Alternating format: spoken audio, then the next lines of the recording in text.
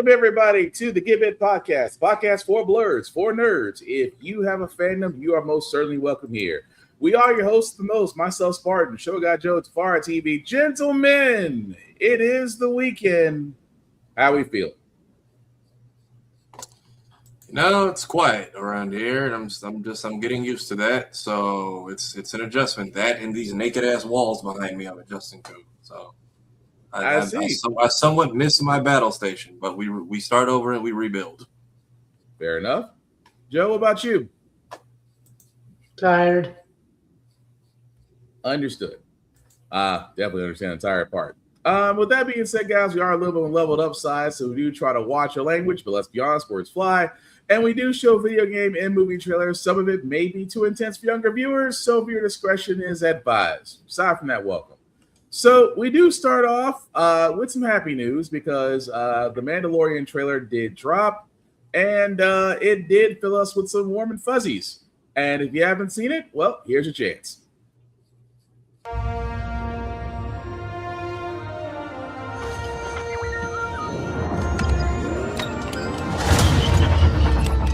Hey, never touch the buttons.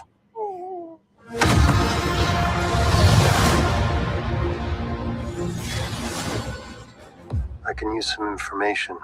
Whoa, for this price, I'll tell you whatever you want. I'm looking for a hut. Close for the night. Thank you. Gangsters, war criminals. Long live the Empire. We'll take out every bad guy in your deck of cards.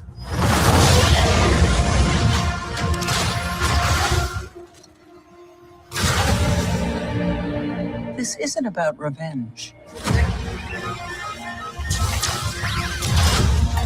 It's about preventing another war.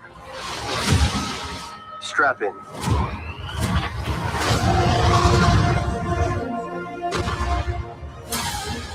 You will suffer.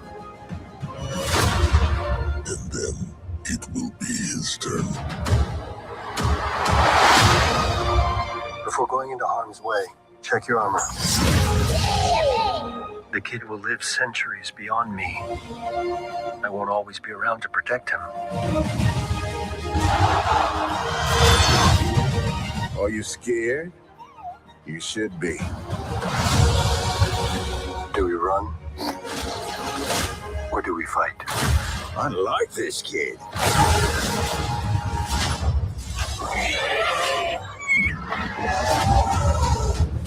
What are you waiting for?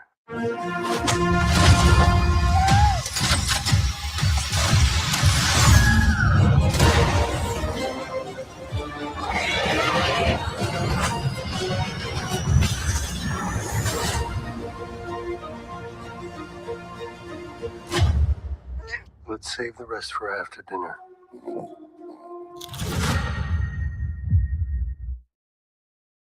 I swear, he always finds a way to come up with a cookie, even if you take stuff away from him. But so was that a cookie, or is that woman's frog babies again? I'm gonna say both at this point because no telling. But that was the trailer for The Mandalorian Grogu. As you can see, guys, comes out May 22nd. Is there anything more that we can say about this? Because I know this kind of goes into Star Wars, Clone Wars Rebels territory, which I have limited knowledge on. I know, Tafari, you've seen it. Joe, I know you've seen it. So thoughts on the trailer? No. This is after Return of the Jedi. Oh, okay. So it's not going to have any. Oh, so it's not based on the Rebels then. No, Zeb is from Rebels, but after Return of the Jedi, he's with Rogue Squadron. Okay. Because that's where I might be confused. He's with Red.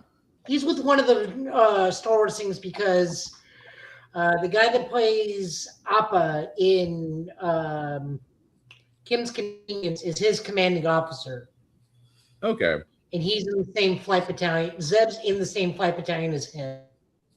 Okay. Yeah, my Rebels knowledge is very low. I got through Clone Wars and Bad Batch. My Rebels knowledge is none.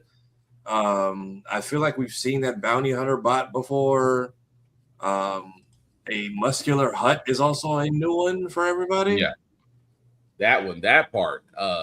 a hut that is actually looks like he's fight ready, but it is. But like I said, this is interesting. The Razor Crest is back, although I do kind of miss the souped up Naboo Starfighter. I do kind of miss that, but either way, it should be good. Since Filoni and the other person are now president, that's going to be very, very interesting.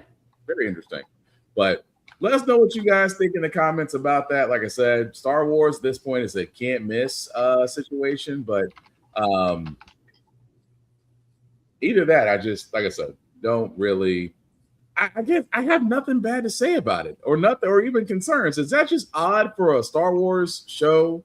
In this case, a movie that we have. I mean, I don't have any concerns. Do y'all guys have any concerns?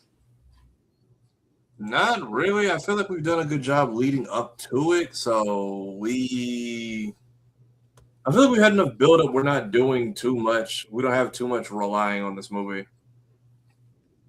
Yeah, like I said, I can't find anything wrong with it. And that's not because of the fact of, I just don't have a lot of information. It's just that like I said, I guess it's only because it's Filoni. Because again, with Filoni running the show, it feels safe. That's about the best way I can put it. But we'll find out come May 22nd. But Joe, were you about to say something? I mean, it looks fine to me. It just needs to hurry up and come out because, everyone's attention span with stuff is almost nothing. So, we need to get a move on. Well, when it comes to short attention spans, you're not wrong in that situation, but we'll see. Also, apologies, and thanks to Joe for pointing this out. Monarch Legacy of Monsters, we did not get the season 2 trailer. So he saw that. I'm like, yeah, I went back and we didn't cover that. So because season 2 is coming around the corner, for that, here's the trailer.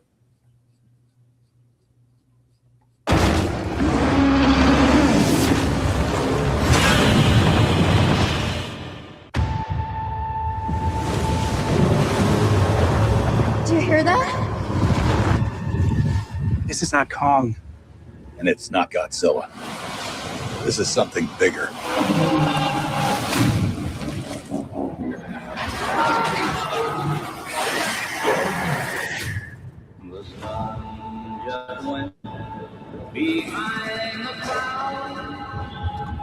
We opened the rift to another world. I did it. I pressed the button. I let the genie out of the bottle. What's next? I just destroyed the world. Consequences. I'm living in.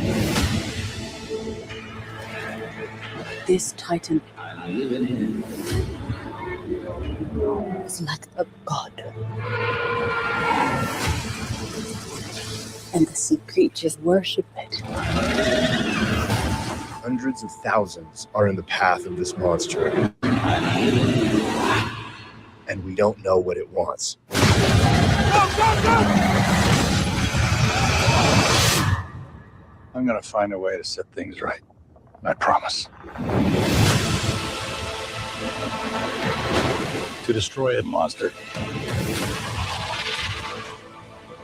takes another monster. We need Kong and Godzilla. What if they make the situation worse? You're trying to play God. No man should play God.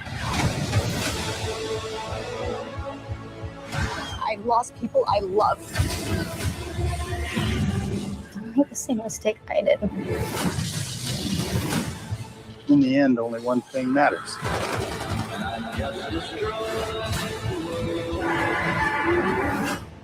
Who wins?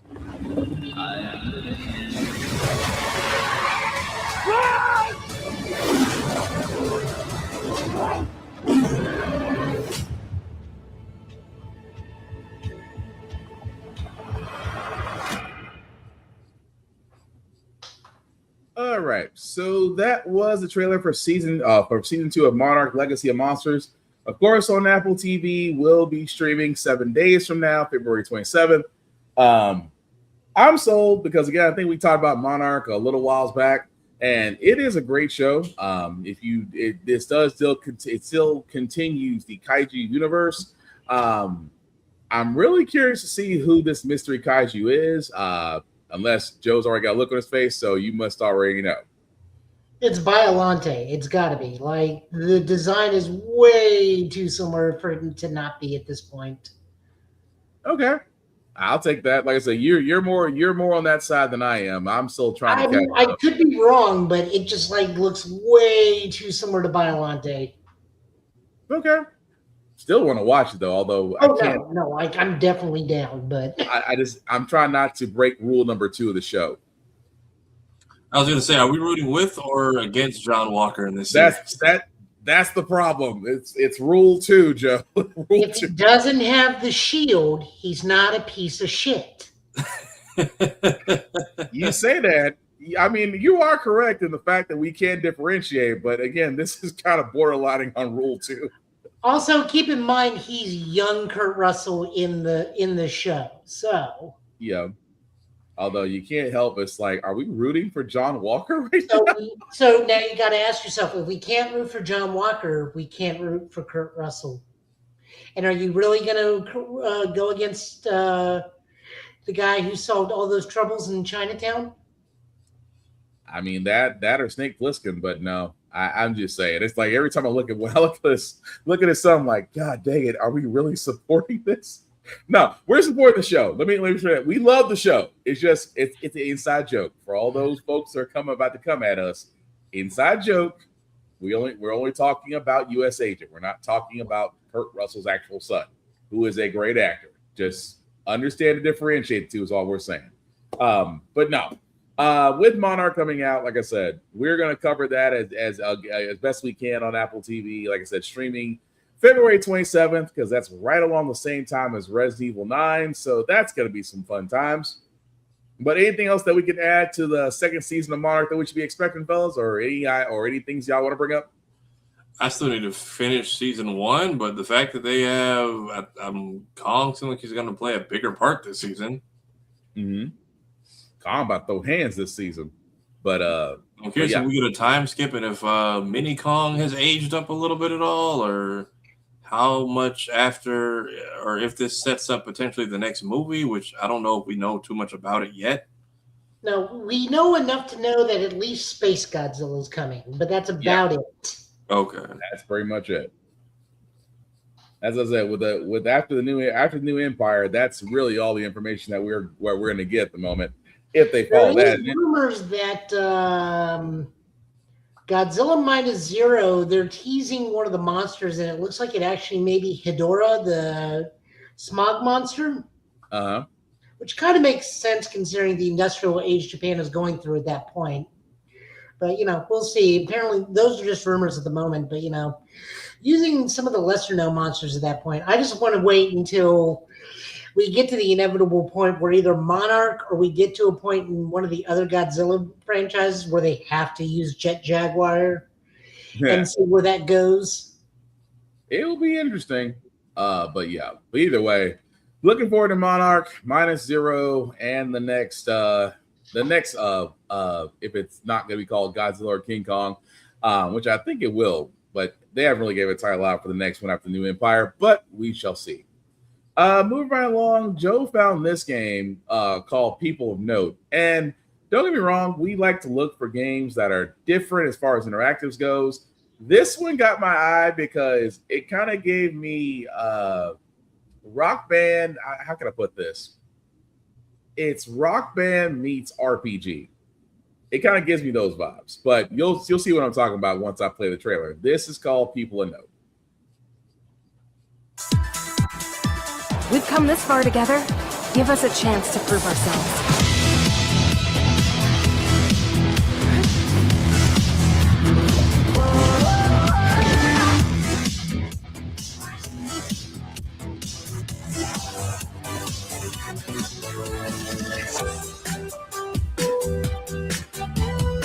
Now it's more my tempo. I'll take care of this. Nothing but a warm-up.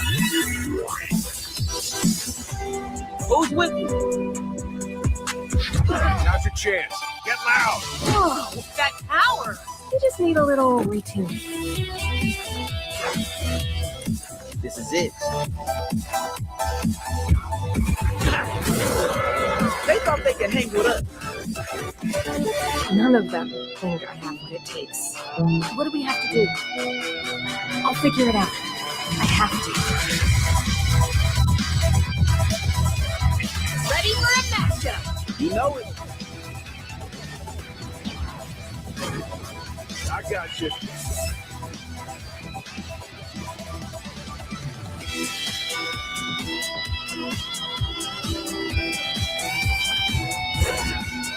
Yo, nice taste. Don't let them intimidate you.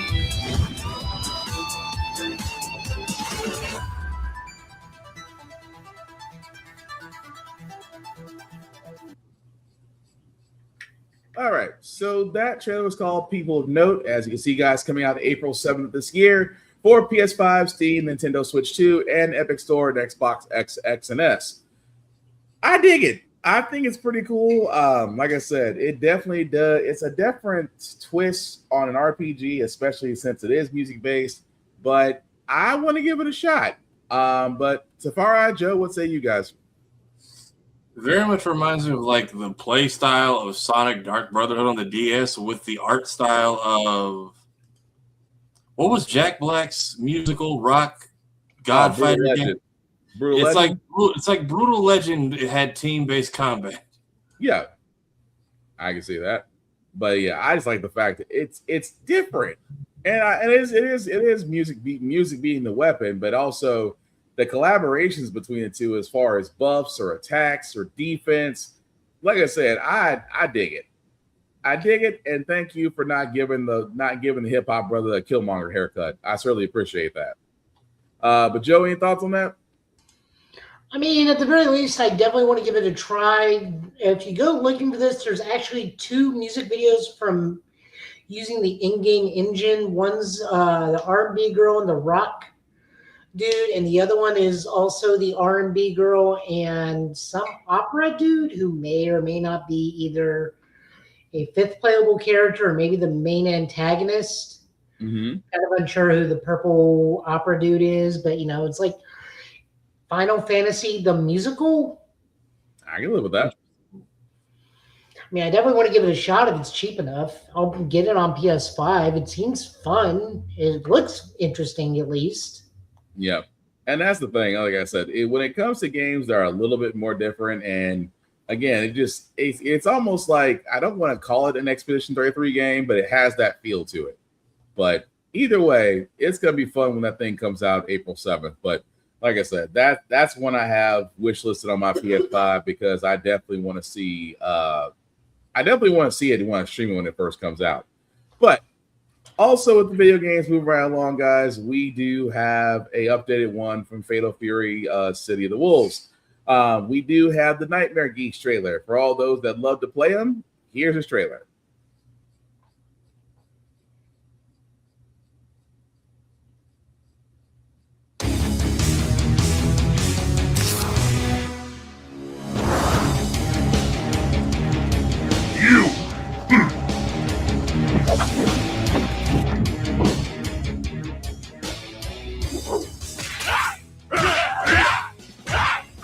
How about it? Gotcha!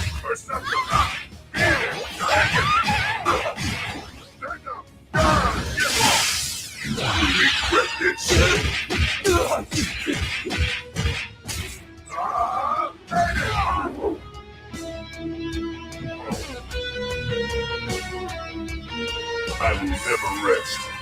Got it? It's over for you!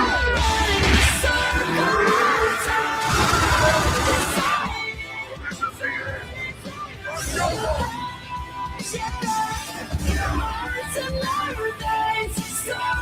Legal Fury, City of the Wolves.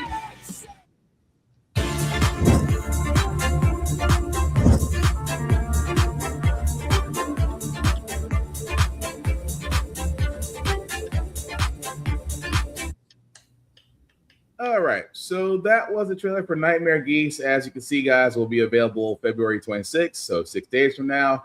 And also, with this, it includes the season pass. We already know between him, Kim Yang-hoon, Blue Mary, and Wolfgang Krauser. Of course, Hoon is actually available now. Geese will be available in 6 days. Blue Mary will be available in March, and Krauser in April, and then 2 characters in May and June.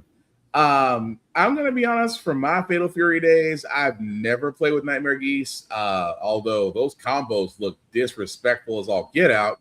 But overall, it's a nice addition. Although I could have sworn, didn't they bring him back from the dead like 3 times? Or am I wrong? Money. Okay. Thank you.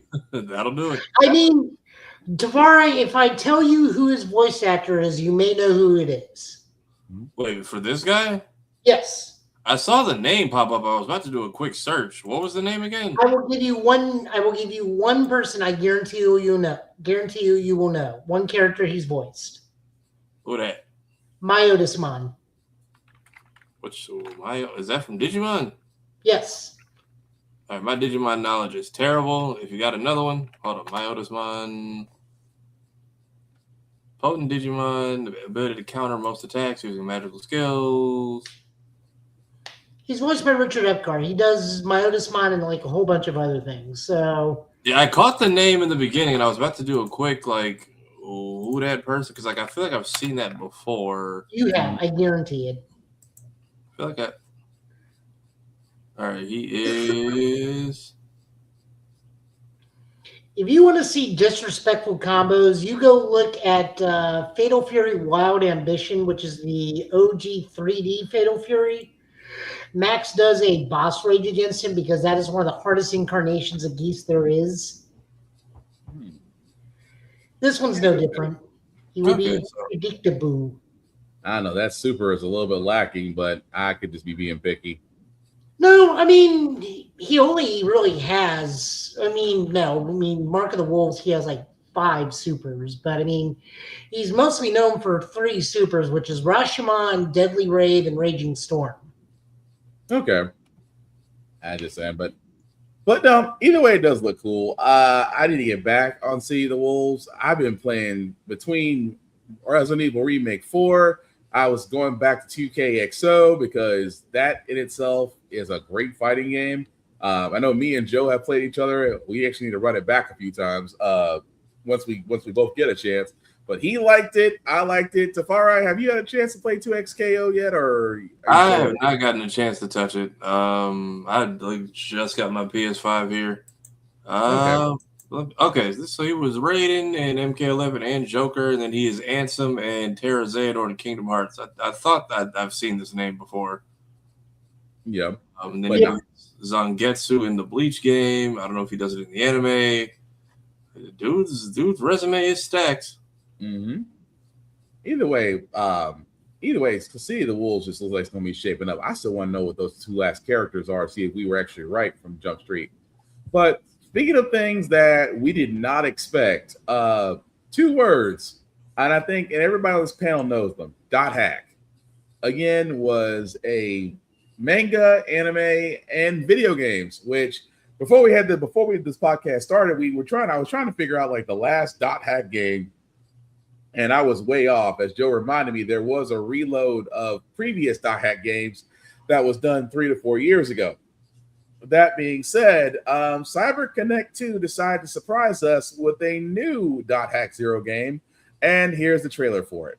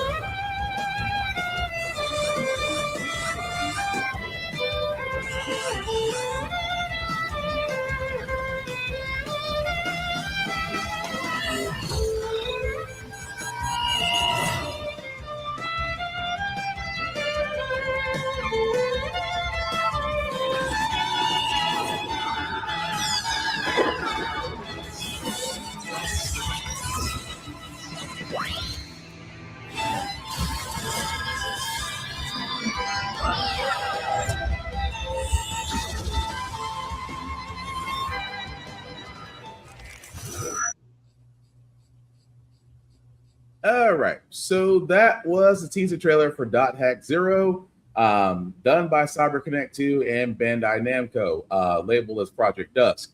Now, I'm gonna be honest, Joe. Do we have any more information outside of that teaser trailer, or is it kind of a wait and see?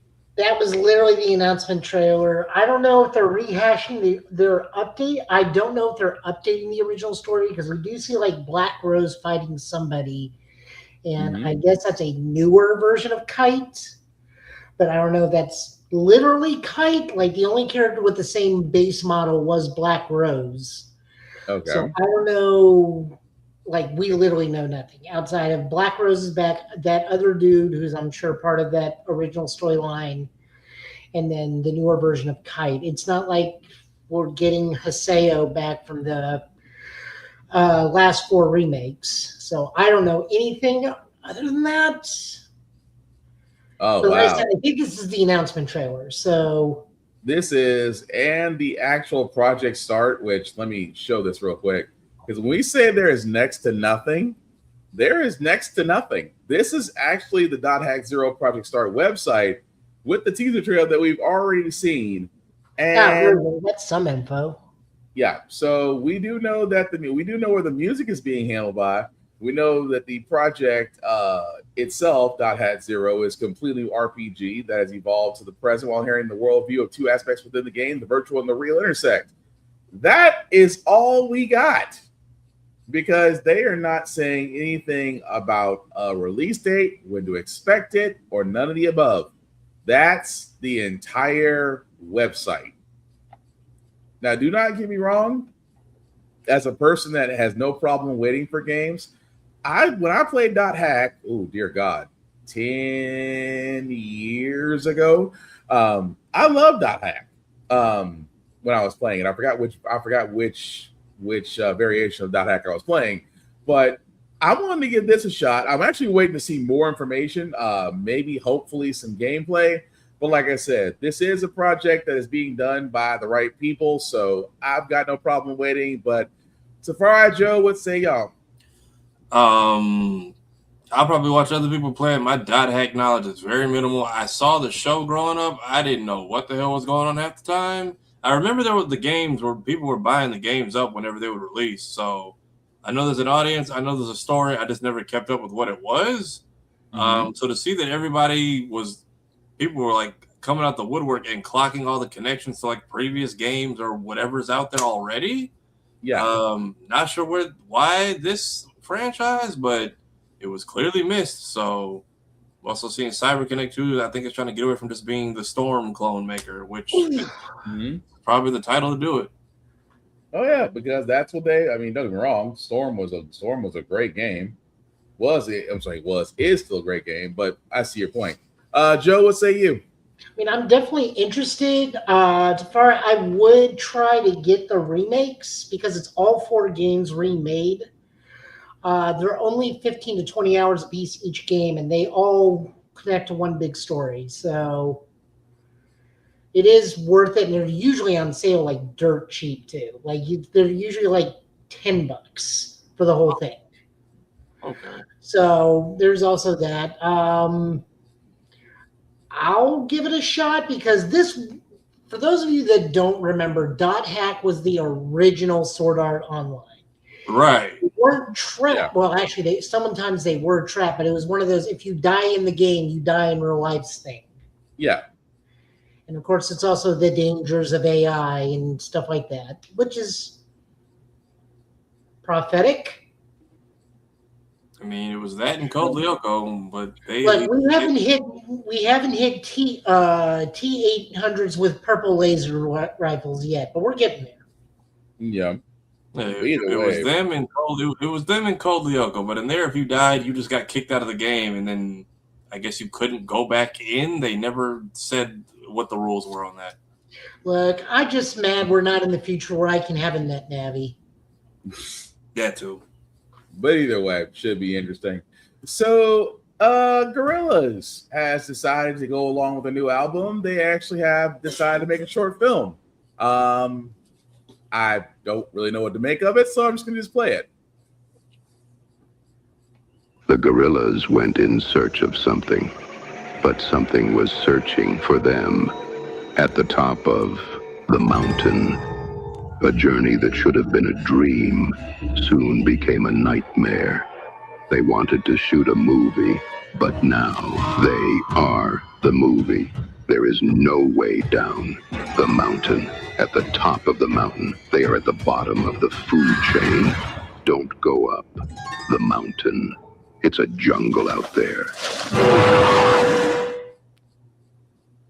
You know what? I'm not mad about it. Did they just drop a new album? Like, or has the Mountain been a project? So they've been releasing. Sorry, they've been releasing single tracks that eventually make the full album. Then they drop the full album, and from what I understand, because I was reading into this today at the shop, this movie is using tracks that did not get used in the full album. Okay. Although it looks like the movie itself, The Mountain, The Moon Cave, and The Sad God will be available on YouTube February 27th on their YouTube page. Yep. Okay, So, it says the album will be out on February 27th as well. Interesting. Yeah, I mean, don't get me wrong. I'm sorry, go ahead. No, go ahead, Tawara. I didn't realize that the kid was a girl and was growing across every album. I was still thrown off by how we licensed Snake from the Powerpuff Girls to be a part of the band. I was like the Jungle. That was like the Jungle Book. Yeah, that was the Jungle Book straight up. That was the Snake and everything. I was like, how did they get caught? And I'm like, well, I guess Disney must. I guess either was just. I think that's Murdoch's face. The animator that does the gorillas is the same one that does Tank Girl. Okay, that would explain a lot. But no, I'm. You know what? It's weird enough, and it's the gorillas, so expect to be weirded out. So I'll give it a shot once it comes out February 27th. And I mean, the gorillas don't make bad music; they definitely do not. But moving right along, we do have some Sonic casting news. We'll start with Sonic the Hedgehog 4.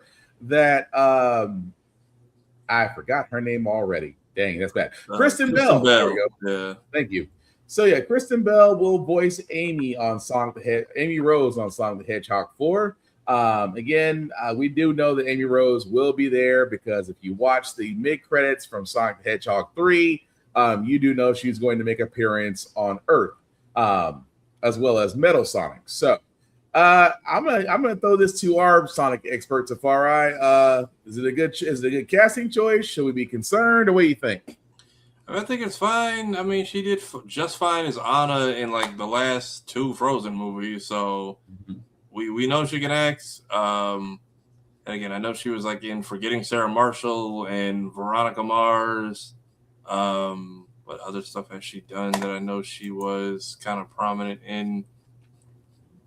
I don't want to go to IMDb Pro. How about no? Yeah, so like Paw Patrol, Frozen shorts.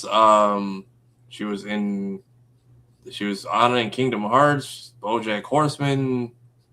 She's done a lot. She's got a lot of like kid voice acting roles under her belt, so I think she'll be perfectly fine for this. Everyone's just cheering that it's not Awkwafina. That's pretty much all we're celebrating. Ooh, boy. I you know what? I'm not gonna complain because Awkwafina, look, I'm not knocking the actress. If they give you the work, they give you the work. But yes, you don't need to be in every doggone thing. I'm not either, but that's where the joke started. It was just like, imagine if they cast Awkwafina for this. And it was like, hey, please don't.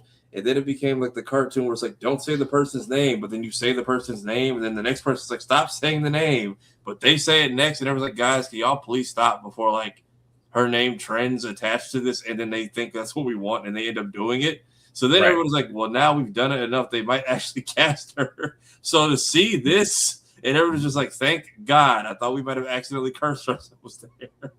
Right. But yeah, I'm not against it. Joe, what say you?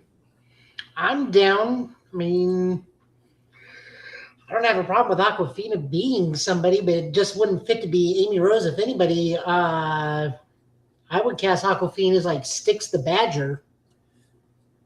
I wouldn't be against it. So now Tafara is working that in his head, like that may I was work. gonna say either Sticks the Badger or Marine the raccoon, because they just seem to forget she exists. True. That is her version of Tails from the Soul Dimension. And Sticks technically is in a different canon that doesn't exist in the main timeline unless they finally blend both. But allegedly we're getting. Oh, you got what? I was gonna say I think they introduced her, but they just don't use her a lot. I know they got her in the Boom universe, but they have not. They basically said Boom is its own separate thing unless she has come to the IDW comics, which I still need to. She could be Belle. She could be who? Belle. Belle. Belle's the robotic daughter of Dr. Robotnik when he was the good guy, the Tinker, right after the Metal Virus saga. Oh, okay. As long as she's not Sage. But yeah. Nah, she could not. That Sage is a soft, innocent child. Like not Sage. I was thinking Fire the Cat. Yeah, no. Sage is the soft, innocent AI child we were introduced to in Frontiers. But they'll just get Elle Fanning for that. That too. Which, but by the way, mild side note, go see Predator Badland. Elle Fanning's great in that. Yep, now streaming on Hulu. Actually, I actually need to go back and rewatch. I actually need to rewatch it. Yeah, that was actually we sat through it on my brother after my brother's military graduation. That was actually really good. And then dope cliffhanger to leave on. But we have Kristen Bell will be fine. I feel like we might get our own femme fatale because allegedly we're getting future time travel elements, which is the source of Amy's game. Mm-hmm. But based on the ending of the last movie, we don't have to do the damsel in distress story. So I'm curious if she comes from like a metal virus future, or if we see the future she comes from, and maybe we meet Silver, or we possibly fix the timeline, and then Silver comes in on some Trunks shit from a new timeline at the end of the movie. I wouldn't be surprised if we go to her future and it's her, Sally Acorn, and like Rouge the Bat running like the Resistance from Sonic the animated series. So I think Kristen Bell will be fine. I'm curious to see what direction they take the character. Fair enough. Although I just reminded me of your Silver skit from Safari TV. It's like Silver can work. Here's how I can work. Because they introduced Blaze twice. They're like, hey, we have a soul dimension, but also she's from the future, and then just dies. And then she just comes back, and we don't ever explain why those two things happened. Yeah. Especially now that Sonic and Shadow Generations has referenced 06 twice. But the little planet from Sonic City that had the time stones is still. Apparently, it just appears on Earth once a month every year. I'm like, we just never. Apparently, his future is fixed, but it's not Solaris anymore. It's just different shit keeps happening, so he comes back in time in inexplicable ways. I am waiting for the goofiness of the "I'm stronger than you are" shenanigans between Amy and Knuckles. That too. I'm wanting to see the potentially child version of the toxic relationship that is him and Rouge. Oh yeah, no, that would be hilarious. I have really got to catch up. But that's not the only Sonic news that we do have. We actually do have a character showcase from Sonic the Hedgehog Presents the Chaotic Case Files, to where we get the debut voices of Tangle and Whisper directly from the IG page.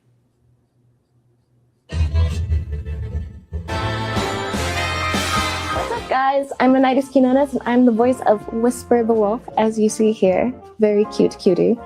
I just want to share a little bit about myself and how I am a Sonic fan myself. I was a big fan of Sonic X growing up.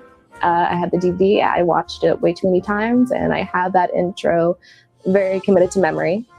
I can connect to Little Whisper here because I too am very quiet, and people have to strain to listen to me sometimes, so we can very much relate in that form. Also, I can sometimes be someone of little words when I choose to be, so I definitely can relate to that.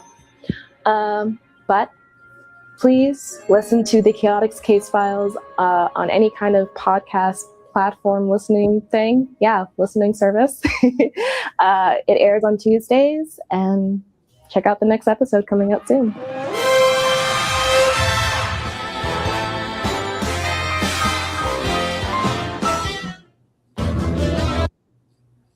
Okay, so that was the debut of Tango and Whisper the Wolf, as played by that young lady there, Nanas Quiones. So has any one of us, because I'm not sure if I had a chance, I haven't had a chance to listen to these yet. Tafari, Joe, have y'all had a chance to listen to the Case Files yet?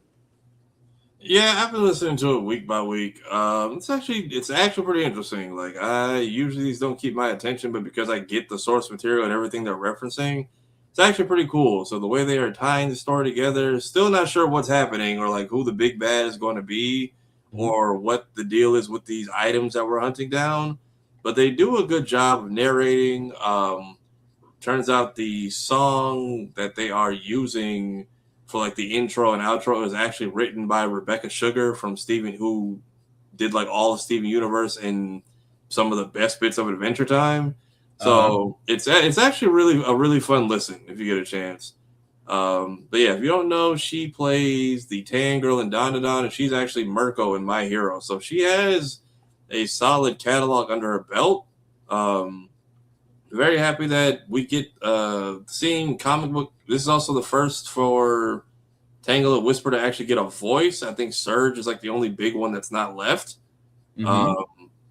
And then shout out to her. She is now the second black actor or actress to ever bring a character in this fandom to life behind Jaleel White. So nice. Joe, any thoughts on that? I haven't gotten to. Unfortunately, Okay. it just doesn't come up on my podcast catcher, so like I can't listen to it. I've just been going to the YouTube channel and playing it in the background when I'm like cleaning and doing stuff. But it's actually a really decent listen. And then I realized the song or the music they were just playing for the back of her video was the Station Square theme from Sonic Adventure 1. Okay. Yeah, she's doing a great job. I know we get Tangle and Whisper and Crossworlds next week. I don't know if they're going to be voiced at all. I would be curious to see how that goes, though. So, it's just kind of cool to see that like they are bringing the comic only characters to the forefront and more involved in the canon. Okay, that's good to know. Well, I definitely will catch up on that because I actually want to listen to the Case File for myself. But moving on to Spider-Man, just because it's a brand new day, and we try not to indulge too much because, again, with Brand New Day, this is a reset for Tom Holland's character in the MCU, basically being the classic Spider-Man that we know. But this, our most recent article that comes up, I thought was interesting, and I wanted to bring it up with you guys. Someone looked at a leaked promo for Spider-Man Brand New Day and said, is Spider-Man Brand New Day an unofficial Sinister Six movie? And they're pointing this out to what they're saying as far as promos is coming out. Of course, Tarantula, Boomerang, and Scorpion, along with the Incredible Hulk, that you can see there in the actual promos. Now, again, this is all speculation. Nothing's been confirmed. They're being very hush-hush about Brand New Day, as they should. And they are definitely making sure Tom Holland doesn't say spit. So, if we were to play, fantasy director, and you got this promo as your area to work with, like your Charlie Day and It's Always Sunny, by this artwork alone, would you believe that the Sinister Six would be the first thing they would go with in Brand New Day, or are we reaching? I feel like I'm curious who the Sinister Six are consist of, because we already got rid of Shocker. We don't know if Vulture's back, although we know who said it. Michael Keaton said he filmed Vulture stuff like years ago. Yep. And that was after Morbius, and we still don't know what it was for. Right. Unless they're just gonna like blip or poof him back into our reality, or potentially he has like something in the next Spider-Verse movie, but allegedly we're getting Mr. Negative. Hulk's involved. Scorpion's finally coming back after like a 10-year teaser that went nowhere. Yeah. And I don't know who else could squeeze into this film. That's kind of where I am on that. It's like initially when I first saw this, I'm like, do you really want to have Sinister Six out the gate for Brand New Day? Because again, you are initially restarting Peter Parker's story, just not from an origin standpoint. This is basically following what happened after No Way Home. I don't necessarily believe we should have a Sinister Six. I think that there just needs to be, if you're going to have somebody, I mean, you could have Scorpion, okay, because we know that Matt Gorgon is still around somewhere in the MCU. Boomerang and Tarantula, okay, they can be nice little side villains, and of course the Hulk being a big part of it is a whole other story itself. I'm gonna be honest, I don't think Brand New Day needs a Sinister Six. I think that can be built down the line, especially with Daredevil born again, with Daredevil still battling Kingpin and that situation. And it's not to say that Vincent D'Onofrio may be in a Spider-Man universe, but let's be honest, when it comes to the Kingpin, he's bound to be somewhere. But to me, no, I don't think it needs to happen. Just stick with one main villain and just rebuild the world of Spider-Man as we know it. But Joe, your thoughts? I really can't weigh in one way or the other. If they're doing superior foes of Spider-Man, sure. I mean, it is what it is. I have no idea what they're doing in this movie anymore. I'm just waiting for the trailer to drop at this point. Yeah. But I'll be honest, I like the fact that we don't know. I know it's just gonna sound corny as all get out. I like the fact that we don't know. I like the fact that there's no information. I like the fact that no one can go frame by frame on something and say, I saw this, I saw this, I saw this. Go to the Russos. The Russos will give you plenty to work with in their doomsday videos that they show you. Go pick that out. But the fact that there's nothing out there about Spider-Man Brand New Day is refreshing because, again, when that trailer comes out eventually, we know that's going to be dissected. We know it's going to be turned all the way out. But it's just nice to actually, in my opinion, look forward to a Spider-Man movie and not be spoiled in so many ways. Like I said, I just thought that was pretty cool. But speaking of spoiled, oh, you know what? I don't know what store, and I'm talking about Resident Evil Requiem, RE9, because a store overseas, which shall not be named, although I'm pretty sure it's GameStop. They didn't say it, but I'm pretty sure it's GameStop. So there were some individuals that were able to get early copies of RE9 out there before February 27th. And of course, in grand specular fashion, the endings and what happens in the game are already leaked. So if you're like me and you're waiting to play RE9, you're like trying to avoid every social media that actually may show it. Although Capcom has already came out with a press release and said, if you do have the game, please don't spoil it. Please don't give details. We want everybody to enjoy the game once it comes out in a few days. Our legal department is basically trying to cease and desist and get every one of these videos taken down before February 27th. And let's be honest, that's an uphill battle when you're facing online. But I would just say this, guys, from a person that is ready to play the game once it comes out, and I mean ready to play the game once it comes out February 27th, damn near midnight. It just don't be a dick and spoil stuff. If you have the game, enjoy it, play it. You don't need to stream it because not everybody has access to it. You don't need to give your review on it. Not everybody has access to it. If you could just wait 7 days, then go nuts because at that point it's released. But just being a dick right now is not the best way to handle it. That's all I'm saying. And I'm asking, as a Resident Evil fan that's currently right now playing the Resident Evil 4 remake, which again is beautiful. Actually, I'm gonna be honest with you, Resident Evil 4 remake actually saved the franchise because if it wasn't for 4, we wouldn't actually have 5, 7, and 8, and now 9.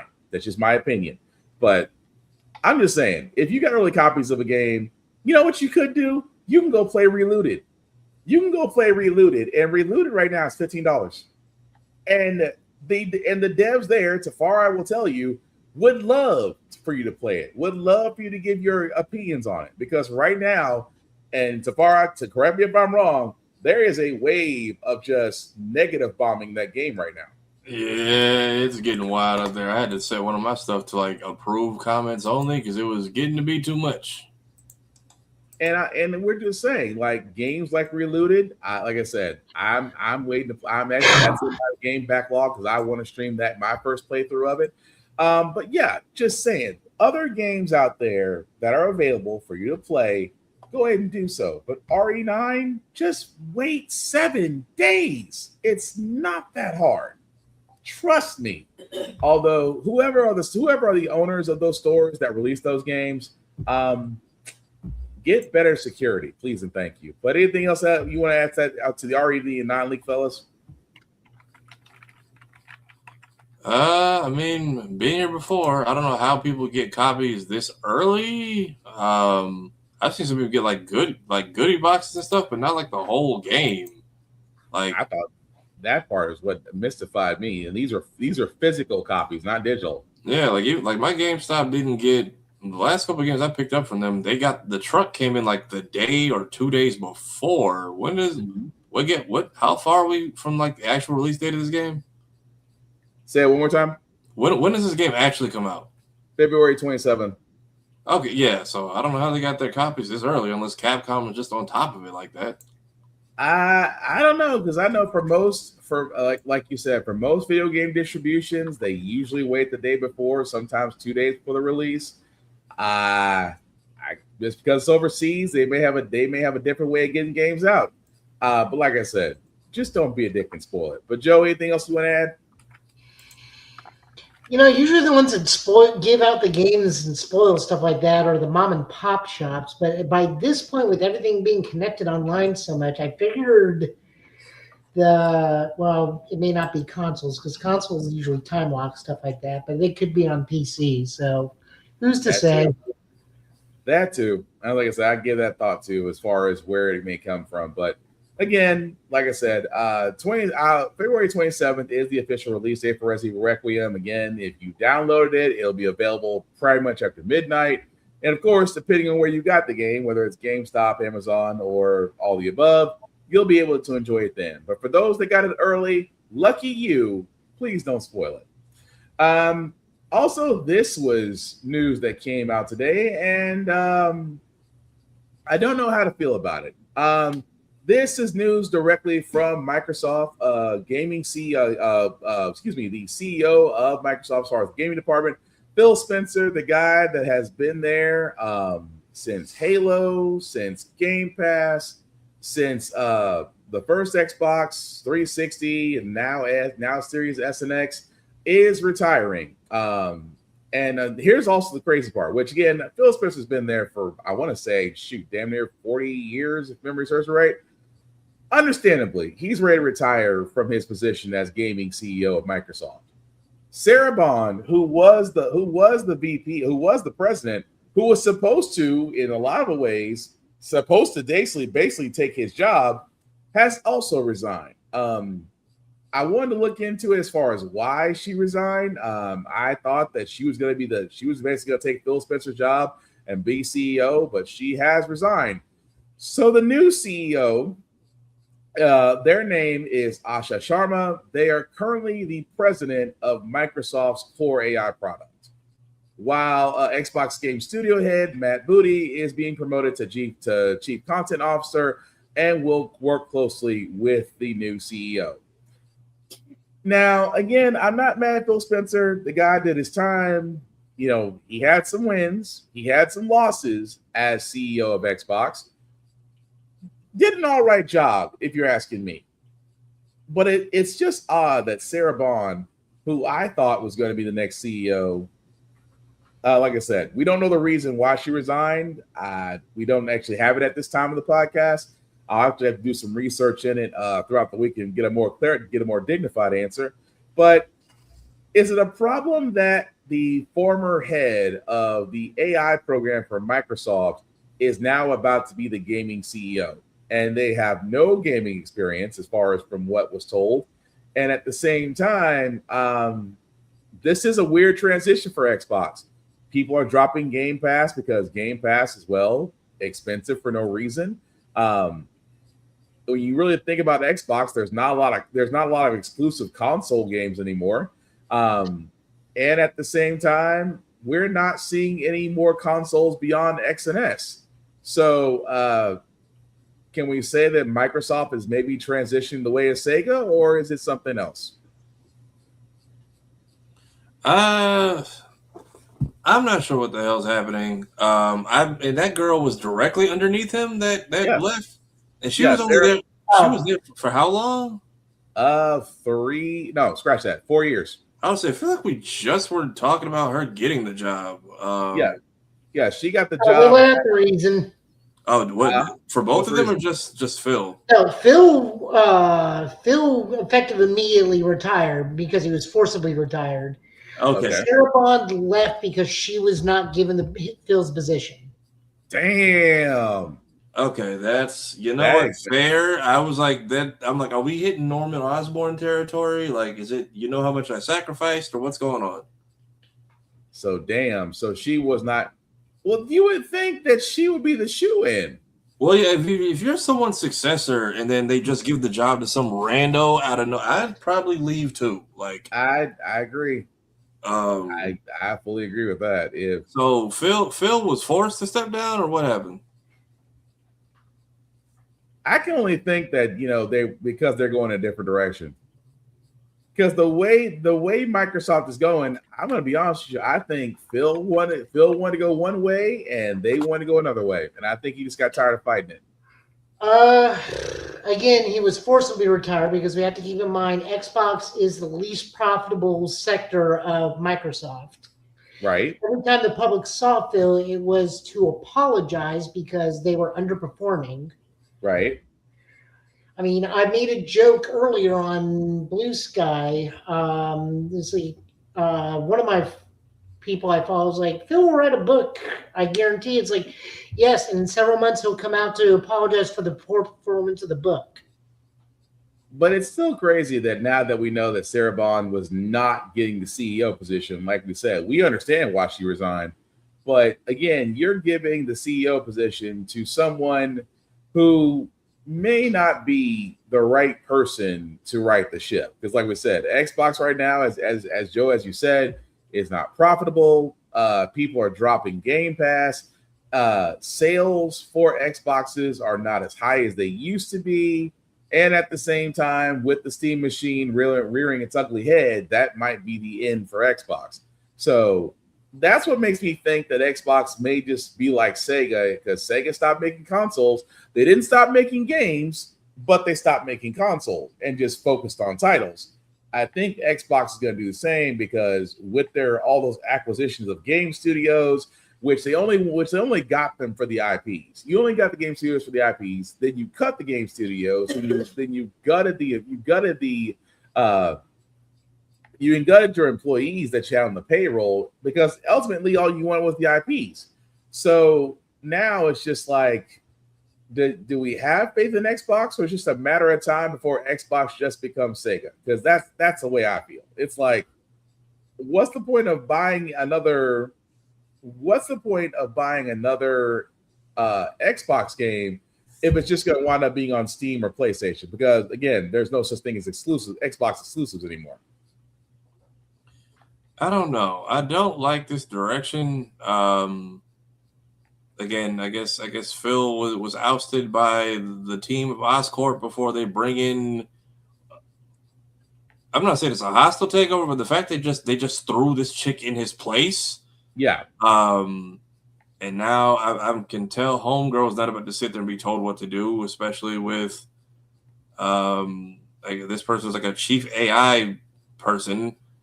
I don't know what they're doing. It does not feel like this is going to be for the better of the program, though. I mean, that's what I get out of that.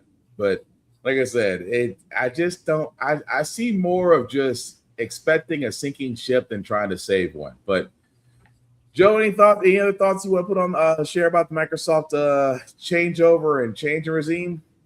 I find it hilariously ironic that the finale of the flagship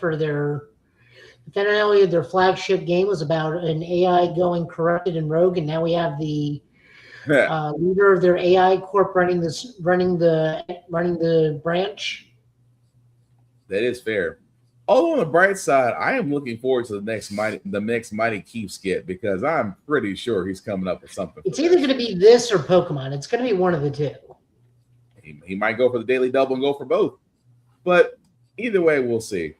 Although Xbox isn't alone, PlayStation's in the news as well as they shut down Blue Point Games. Now, again, this studio was responsible for the remake of Shadow of Colossus and Demon Souls. And supposedly, and I say supposedly with a heavy asterisk, supposedly was in line to do the Bloodborne game. Now, because Blue Point is basically being shut down, that does kind of put a damper on any remakes that we're expecting. Of course, right now there is no other plans because Blue Point Studios was working on a live service God of War game. Thankfully, that was shish kebab because nobody wants a live service God of War game.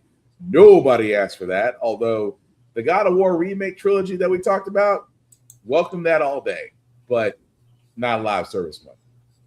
So this is just, I guess, like I said before, this is just the after effects of Sony and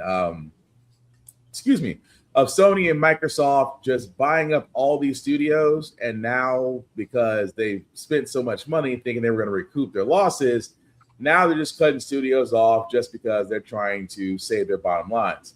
Now, again, for a lot of people like Demon Souls, I'm like, yeah, Demon Souls is fun. If without Demon Souls, you would not have Elden Ring. I'm just going to be honest with you. You wouldn't have games like Elden Ring. You wouldn't have games like Sekiro Shadows Die Twice. You wouldn't have the more challenging games. I won't call them Souls-like because Souls-like is just a terrible way of saying it's a different way to play. Those games force you to learn to play differently. You can't just hack and slash your way through stuff. There does have to be some strategy. But it is sad that another game studio is closing, and I think in this one, I think there was 70 employees are going to be impacted. So nobody likes losing their job. When losing your job, it sucks. And now 70 people are going to be finding new employment, which we hope that they do.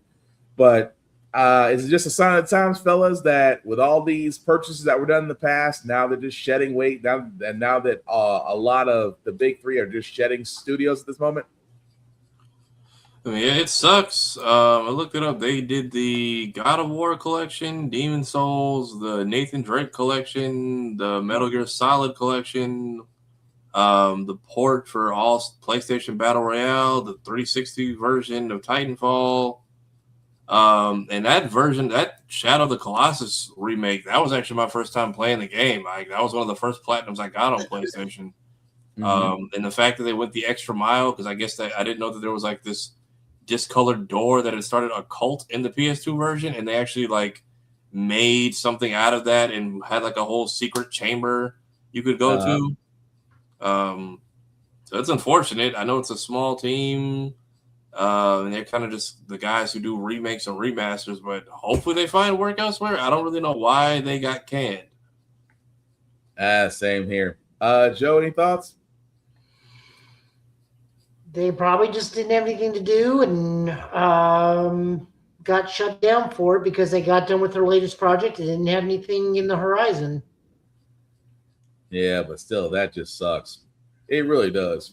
But like I said, I just think these acquisitions just led to the fact that they just got bloated and they're not just cutting weight. But we'll see. The last little bit of news before we get to our television anime reviews. Sony. I do have one more gaming thing that came up recently. Sorry to interrupt. Highguard got outed recently. Did you guys see this? I heard a little bit about it. I didn't look into it. What's going So on? High Guard was supposed to be an indie studio thing. It got found out that they were being funded by Tencent and masquerading as an indie game. What? Wait, which company? Tencent. I kept hearing that name and wasn't sure why it kept coming up. And then didn't they just lay off people on the High Guard team too? Oh, that game's about 2 weeks away from shutting down entirely because like everybody's just like jumping ship, and this did no favors to them. I tried it out a couple days ago for like a good solid 2 hours. Like, this is fine, but every other game does what this is trying to do, just better. Yeah, I've heard High Guard is just another. It's not bad. It's just another entry. But at the same time, I've heard like it seems like behind the scenes they're slowly yanking all the support for the game. It's like, yeah, if you go to the High Guard website, I don't even know if that thing's functional anymore. Give me a second. It seems like they've already got a skeleton crew. It's like when the JV team does too well and they start yanking the best players to go play on the varsity guys. Pretty much. Well, it's still there. Try news. And again, I feel like if you had just put it out there instead of making it the game award closer, it would have been received so much better because you put it on a pedestal it didn't ask to be on. Yeah, the developer says like right out the gate, we were a joke. It's like, well, you guys were in a position you shouldn't have been in the Game Awards. So yeah, so far it looks like Okay. I'm trying to think. I look, they're showing off a new person, but yeah, like I said before, when I played High Guard, it was different. I'll admit that it was different. It was interesting. Was there a lot of things that need to be a lot more spit and polish? Yes. Do I think it's a bad game? No. Do I think that it should not have gotten the last, this is the great spot in the Game Awards? Probably not. It really should have been more of a developer spotlight or a indie spotlight.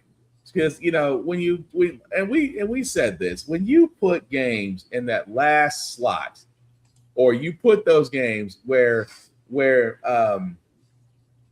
Jeff is just hyping this up, and you get this, and it's not what we wanted, because like me and Safari keep saying, Titanfall 3, you could just give us Titanfall 3 and we'd be freaking happy.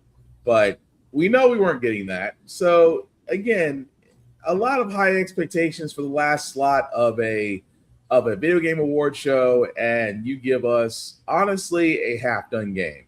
So it's one of those, it could have been better situations, but again, I know they are cutting. I know the team behind High Guard has cut their staff. And like Joe said, it just might be on its last legs towards shutdown. It might be. But either way, like I said, it's sad because I kind of wish I wish this was given an indie look and not this is going to be great look, because there's just way too much anticipation behind the game that's just not ready for it. But that's just my opinion. But yeah, I don't want to say it's going to go the route of Concord. It feels like everyone gave it a fair shot. I don't know, man. It feels like, I don't want to say they were set up for failure, but it's. Oh, I'll say it. They were set up for failure. That was. I'm gonna be honest. That was so set up for failure, because the game just simply wasn't ready. It wasn't ready. It was too much like Overwatch. It's Overwatch with a goal. That's it.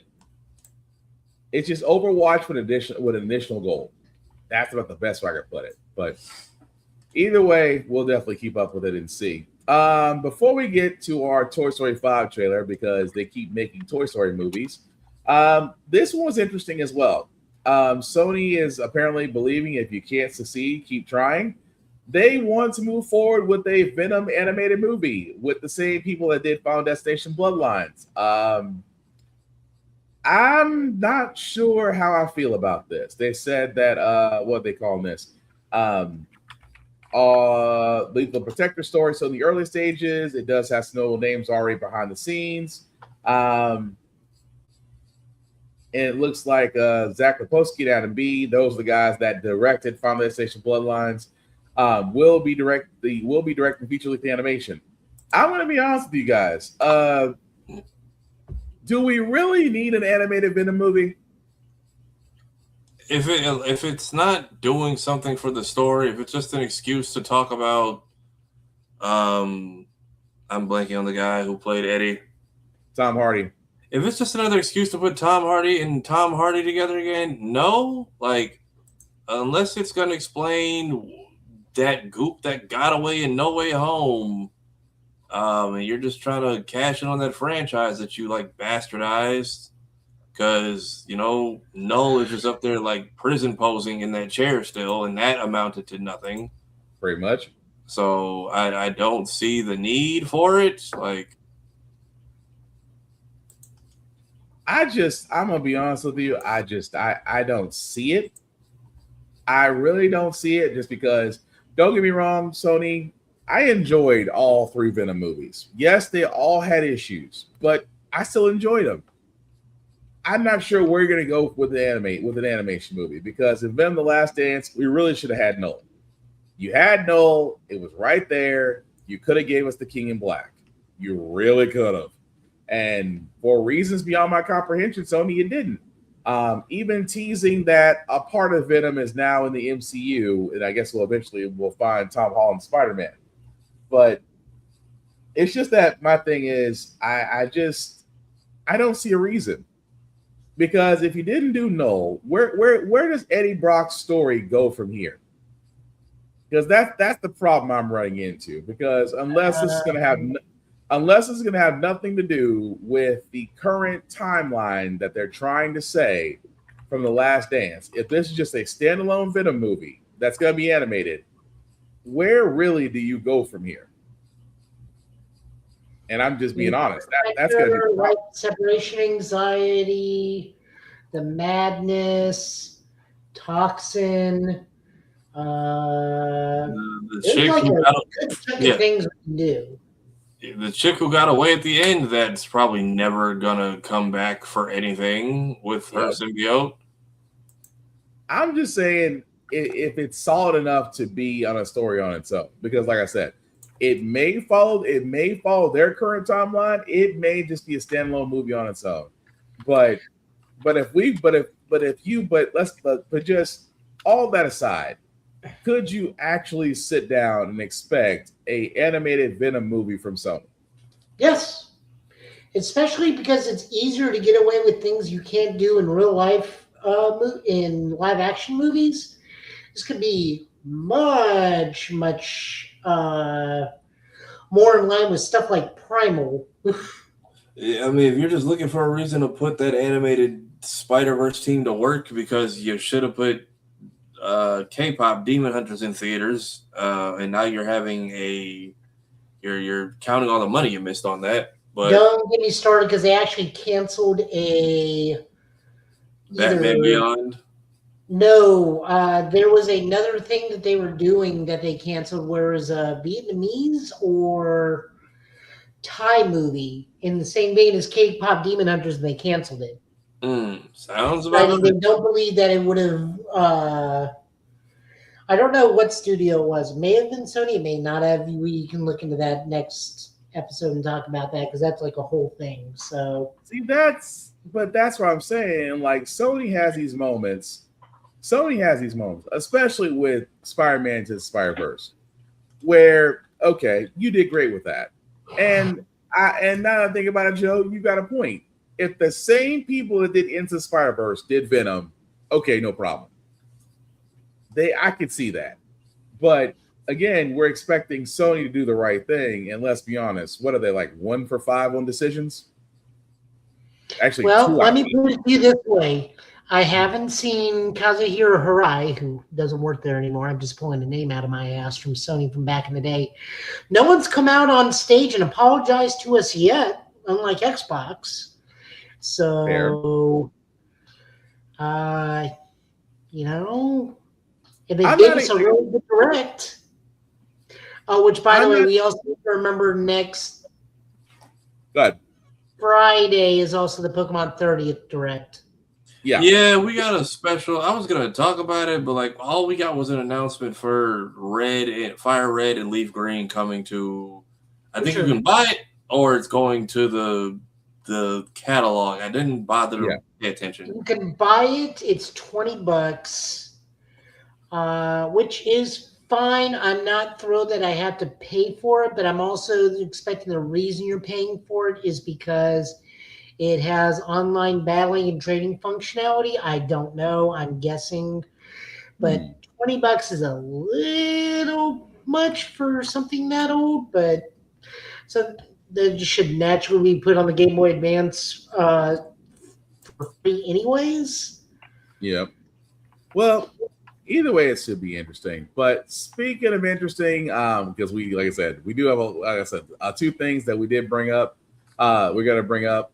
We did get a teaser trailer, another teaser spot for the Super Mario Galaxy movie, and I think this is gonna show a little bit more Yoshi. Let's give it a shot and see. Mamma mia.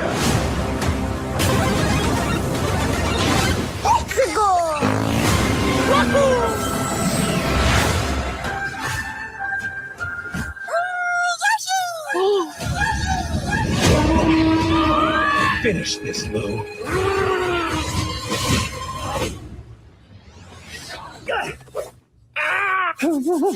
Rated PG, only in theaters April 1st. So what's funny is if you pause it like right at that second scene. So yeah, almost like literally the beginning. So literally right at the beginning. So when not the beginning, but if he goes right and scrolls a little bit to the right, and like right when it transitions into that next after this, when they're all looking at the star. So so apparently, I don't know if you can go back like a millisecond. On the left, people are thinking that might be Fox. You know what? I just hang on. Because that looks so that looks like his blaster, his armor, his outfit. That is Fox. Well, we can't say for sure, but more than likely. Well, I'm sorry. Let me not say Fox. I'm saying it's a member of Fox. It's a member of Fox. It could be Fox. It could be James. It could be it could be Peppy for all we know. But a Galaxy movie would be the best place to introduce the Smash universe. But everybody has been seeing this new TV spot and thinking we could be getting introduced to other Nintendo properties, but they just exist on other planets, maybe. Let it be James McLeod, just so that answers that where the hell did his dad go mystery. That his dad just happened to wind up in the same galaxy as Mario. I mean, it would work. Oh my! Imagine it's James. It's the original Star Fox. So it's James McLeod. Mm-hmm. It's James, Peppy, Pigma, and I forget who else was in the original group. Well, the original was James, Peppy, Falco, Peppy, and the Frog. Shoot. No. Because remember, his dad had a team. His dad's squadron. Oh, right. Was it not Wolf? No, I guess it was just only 3 members. It was James, Peppy, and Pigma, and then Pigma betrayed both of them and got James.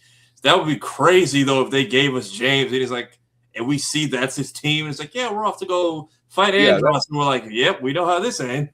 Yeah, that's right. Because James, Peppy, and Pigma. So yeah, Pigma did. Yep, you're right. Yeah, because Pigma did betray him. Yeah, Fox said, I learned from my father's mistakes. I'm getting 4 people in a robot. Oh, now I want to play Star Fox 64 again. But no, I mean, I would be okay if we lead into a Star Fox series because it feels like they don't know what to do with that IP, and it just sits there. Like we have not had a Switch entry. We have not had an entry into Star Fox officially in 2 console generations. I'm honestly disappointed in Nintendo because we've had a Metroid. We obviously going to have a Zelda. Zelda is a given in any chance. Any live action movie coming out.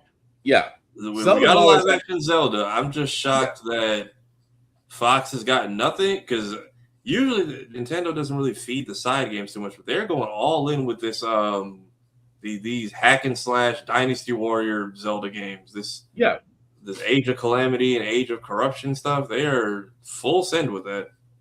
But yeah, but that was the thing that was like Fox we haven't seen a Fox game since what, the GameCube version of Fox? Wii U, Star Fox Zero, where there we go. That's what I was thinking. I think was just the Star Fox 64 again, but they just tried to force the motion controls. Yeah, but see, that's the problem with the Star Fox game is they continuously tell the same story over repeatedly. And it can be different.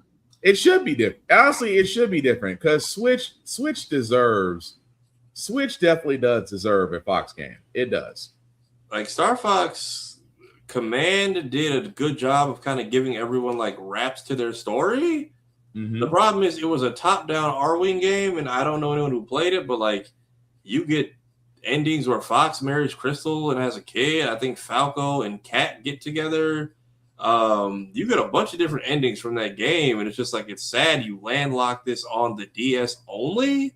Yeah. Because clearly the writers for it cared a lot, but then Zero came in. It's like, all right, we're gonna take these jank ass, and I believe a lot of the Wii U games, like during their live displays at like E3, were like fucking up. And if I remember correctly, I think Star Fox Zero is literally like 2.5 hours long. It does not take long to beat. Looks pretty, plays like ass. So, dear Nintendo, please give us another Star Fox game. Please and thank you. Especially with the fact of how good it would look on a Switch right now. But again, that's just my 2 cents. But outside that, Toy Story 5 has given us a new... I'm sorry, I'm going to be honest. Toy Story should have stopped after 3. But I know, we didn't need these other 2. With that being said, if you're waiting on another Toy Story, you are getting one. Here is Toy Story 5, or at least the trailer for it. Do you, Forky, to Karen Beverly to be your beloved bride? Yeehaw! I now pronounce you husband and knife. Who poisoned the maid of honor? Bonnie, there's a package for you. Oh, thank you. Hi there, I'm Lily Pad. Let's play. Extinction! Not again! Bonnie, screen time's over now. Okay. I want to talk to you, device. Please, call me Lily. Me and the toys have been working all summer to try and get Bonnie to make friends. Yeah. But then you had to ruin it. You're not even listening to me. I'm always listening. See? Now look here, me and the toys have been working all summer. No, in Spanish. Con los gemelos Jordan, al otro lado. What? Yeah, I got dibs on behind the dresser. Woody! Jesse, hello? Is it as bad out there for toys as they say it is? We're finding more abandoned toys each day. We're down! Tex invaded our house, too. I don't know, Jesse. Toys are for play, but tech is... That's for everything. I'm losing Bonnie to this device. You got a friend in me. Woody! Came here as fast as I could. Why are you wearing a dress, Woody? It's called a poncho, Forky. Oh! Someone needs a brown marker. Halt! Who goes there? Whoa! I come in peace. It's been too long, cowboy. What are you, some sort of old man toy? What? She thinks you're old because you're bald, Woody. Bonnie needs help from someone at least from the same century. So long, toys. We're gonna need backup. No way. She's getting away, boss! Our mission on this planet is to make a child happy. Just remember what your past is. Bonnie still needs us. Come on, Bullseye! But you stay here. I'm going with them. You don't think I can do it? No! Nice poncho. It's good to see them fighting again. It sure is.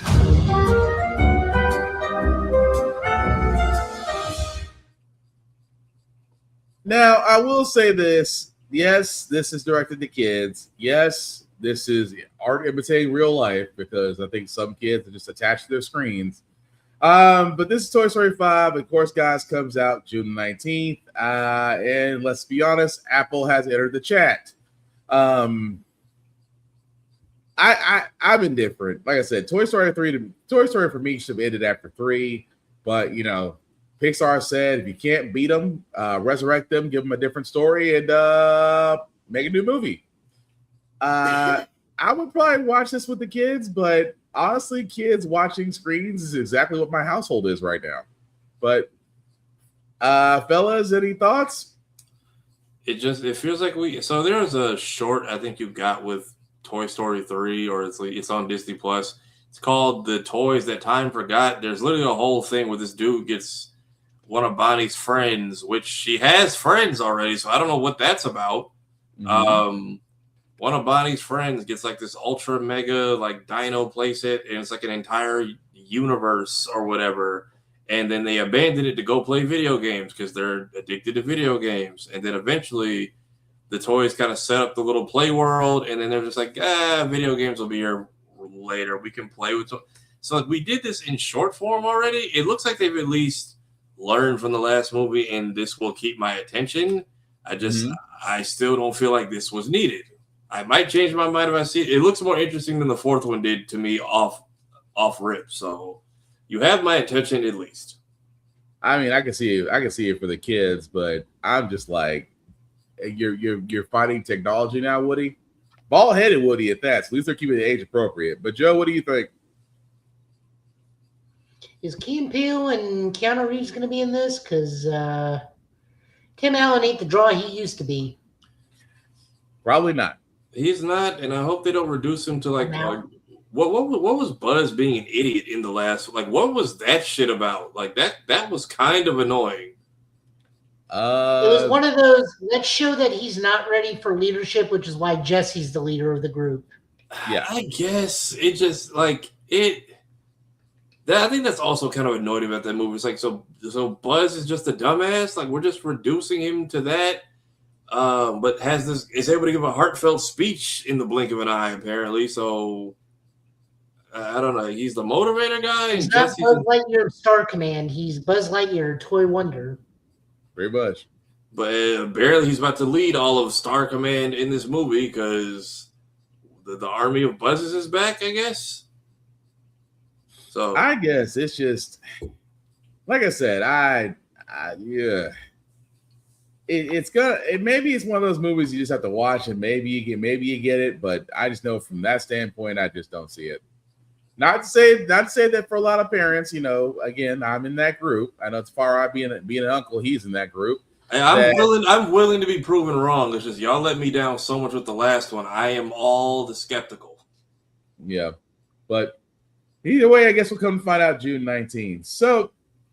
With that being said, fellas, we're going to go on to TV and anime reviews. Unfortunately, this week has been a little bit on the busy side for me, so I got nothing as far as updates. Tafari, what say you about stuff that I know you were kind of, in mid-moving, so were you able to catch up on anything this week? Yeah, apparently we just straight up have Prince and My Hero Vigilantes now, so that's just the thing? I have got to go watch that episode when I get a chance. I don't read the manga, but apparently we are skipping around a major arc to tell this flashback of the unfortunate death of Shirakumo, who we know becomes Kurogiri in the main series. Shirakumo is basically, I don't want to say he's Goku, but he's basically Wukong. Yeah. With the cloud powers and the flying Nimbus and the power pole. Which I know they kind of set it up next episode with they showed his he gave the goggles to Aizawa, and that was kind of like the group thing was they all wore shades or glasses or goggles. We see the goggles are broken. We see Prince is down for the count, so Pimp down, Pimp in distress. It's very much hitting on the emotional beats already. We see Miss Midnight was legally required to wear clothes. So they put legislation against her to put on an actual hero fit. Fire Force is very much getting more blatant. I haven't caught up on Jujutsu Kaisen. I'm like 2 weeks behind. Fire Force is picking up with Arthur, which I'm pretty sure Arthur is just going to straight up create Excalibur at this point because they're basically selling it on the imagination of the community is what is going to be pushing the world forward. Yeah. Also, I got put onto this new show because of a meme I saw. It's called Nichijou My Ordinary Life. It's like some borderline chibi show, but it's just like these high school kids and just goofy Shin-chan kind of shenanigans. So I'm a few episodes in. I don't know what's going on. There's like a chick who's a robot trying to live a normal life with another student. It's just turn your brain off fun. And then Primal has been gearing up. It's great. And I'm surprised that the thespian voice actors they have brought in to speak what I believe is, it's not Arabic. I want to say it's Swahili. It's some kind of Middle Eastern dialect. But mostly just a lot of grunts and roars. And the fact that we got Deborah Wilson, Phil Lamar, and our friend Trey Mosley to come in and do voices for that. Interesting. We see the gangs back together after they killed off all the extras because I guess they could only afford them for so much.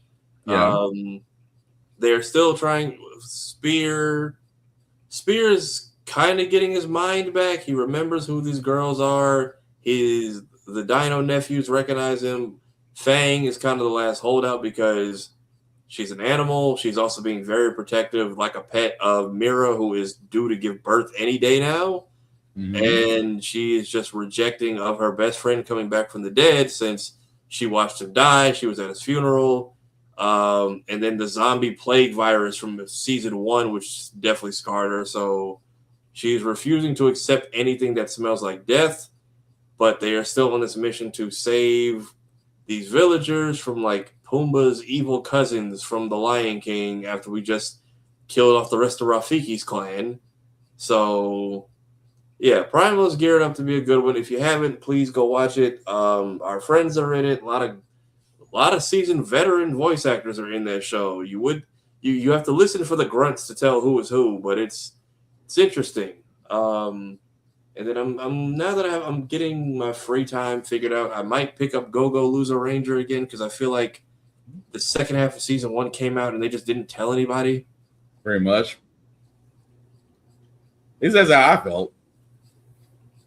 But yeah, that is definitely going to be interesting. All right, Joe, what about you? Any updates on TV and anime review this week?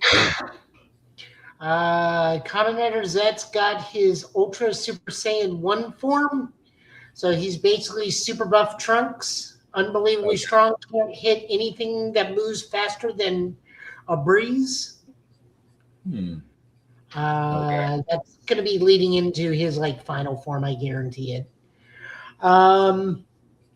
We literally also are getting a 5th Lord Rider who literally looks like he's from Monster Hunter with his armor.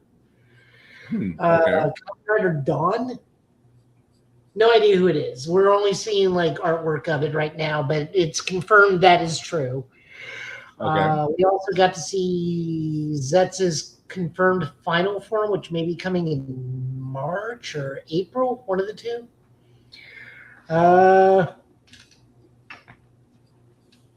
This show came out. Gavin, we have spaceships. Nice.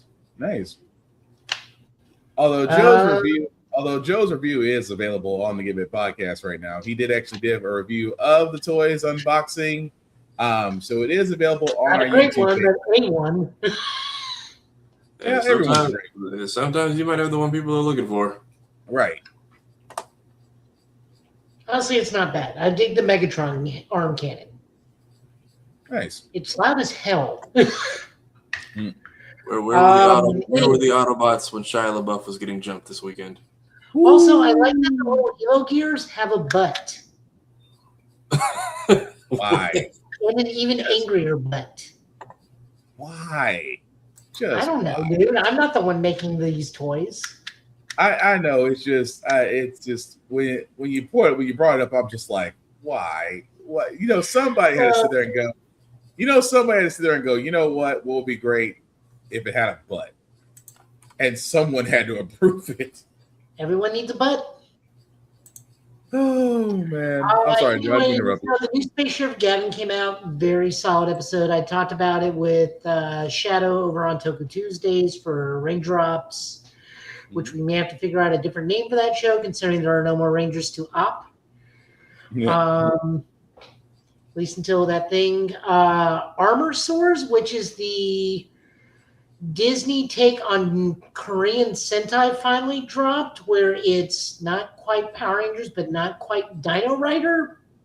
Oh, that one knockoff?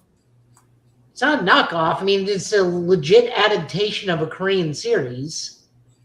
It just looks off. But I know what you're talking about, though. Well, because they're literally riding dinosaurs, they just shove armor on. So it's just Dino Riders. It's literally just Dino Riders. Okay. That is okay. It's fine. It's not harming anybody. It's perfectly adequate to watch. Sentenced to be a Hero is still firing on all cylinders, like constantly. I need to catch up on that. What else am I watching on there? Let me look. Digimon Beat Break is going so well. Someone is trafficking Digimon, and then they realize midway through the episode, like, wait, for Digimon to spawn, they need a human. So whoever's doing this is also human trafficking. So they got to solve that. Also, that episode has a tie-in with HoloLive, the Japanese VTuber Idol Corporation. One of their VTubers did the voice of Tinkermon. So props to them. What else am I watching? I watched so many different things. New Ronin Warriors. New Ronin Warriors was really interesting. They pulled off something from Final Fantasy VIII in this episode. That's saying a lot. Yep. They were now in the arc of let's go get the White Inferno armor. And they actually answer the question of where the hell's that little kid from the original series? They answer that question. Okay. It is not what you think. No, that's fair. Other than that, what else do I got? Scum of Brave is still doing good. Tojima wants to be a Kamen Rider.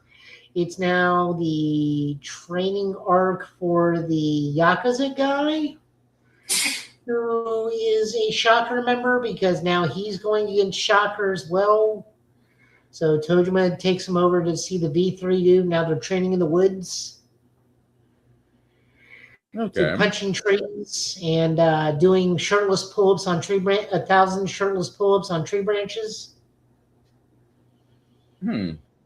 As one does.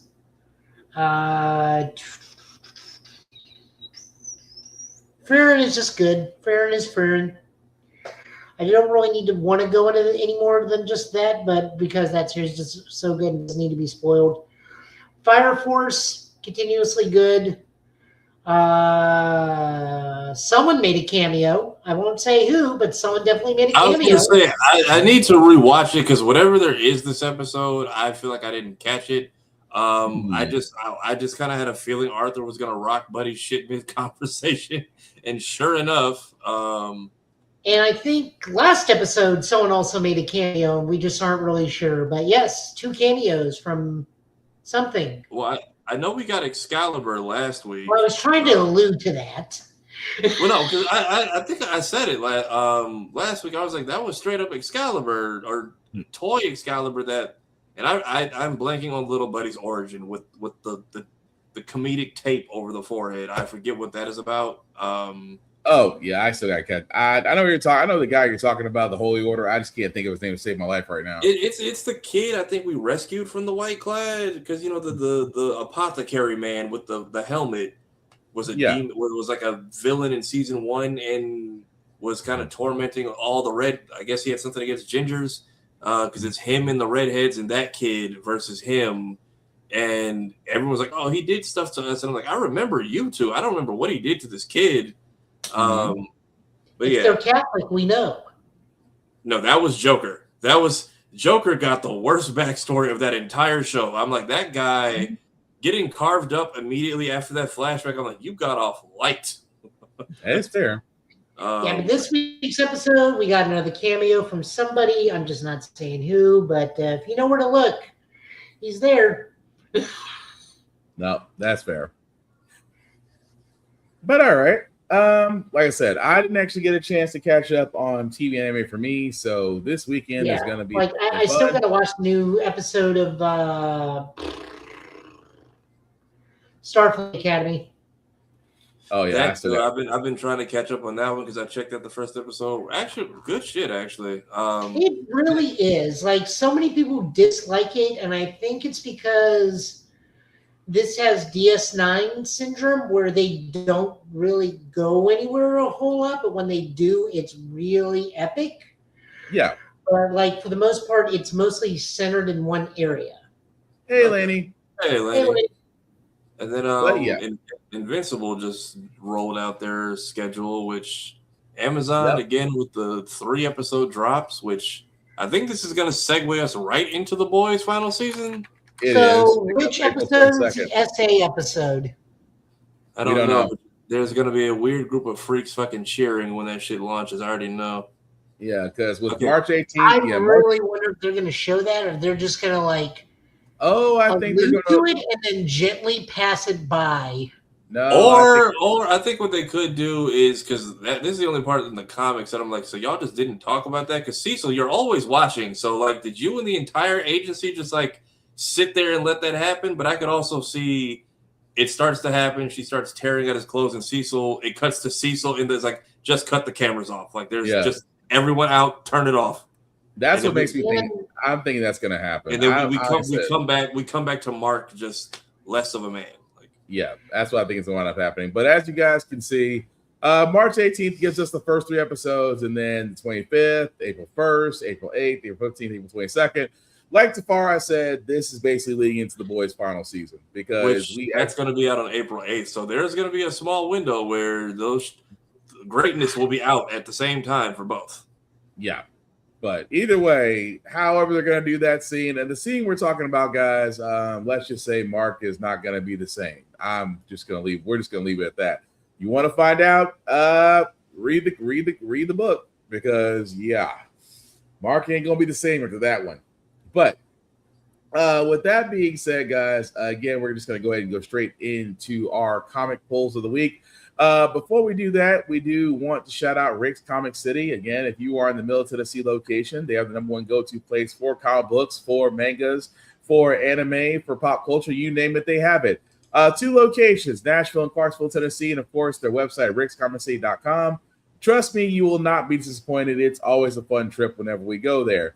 That being said, if you are not in the Middle Tennessee area, guys, please support your local comic book stores, support your local libraries. Support your indie artists, because we say it all the time. There are so many artists out there. We just recently got to talking about Stephanie Williams on Blurred's Eye View, who did who issued issues 29 and 30 of Wonder Woman, which again is one of the ones that she actually co-written on. Again, great. But you always want to support comics like Midnight Comics, Concrete Comics, Wingless Comics. I can keep going down the entire list, but again, support the indie artists, support the comic book writers, support the writers, just support. That's all we're saying. But Joe, I do see that you have the comics up, sir. So whenever you're ready.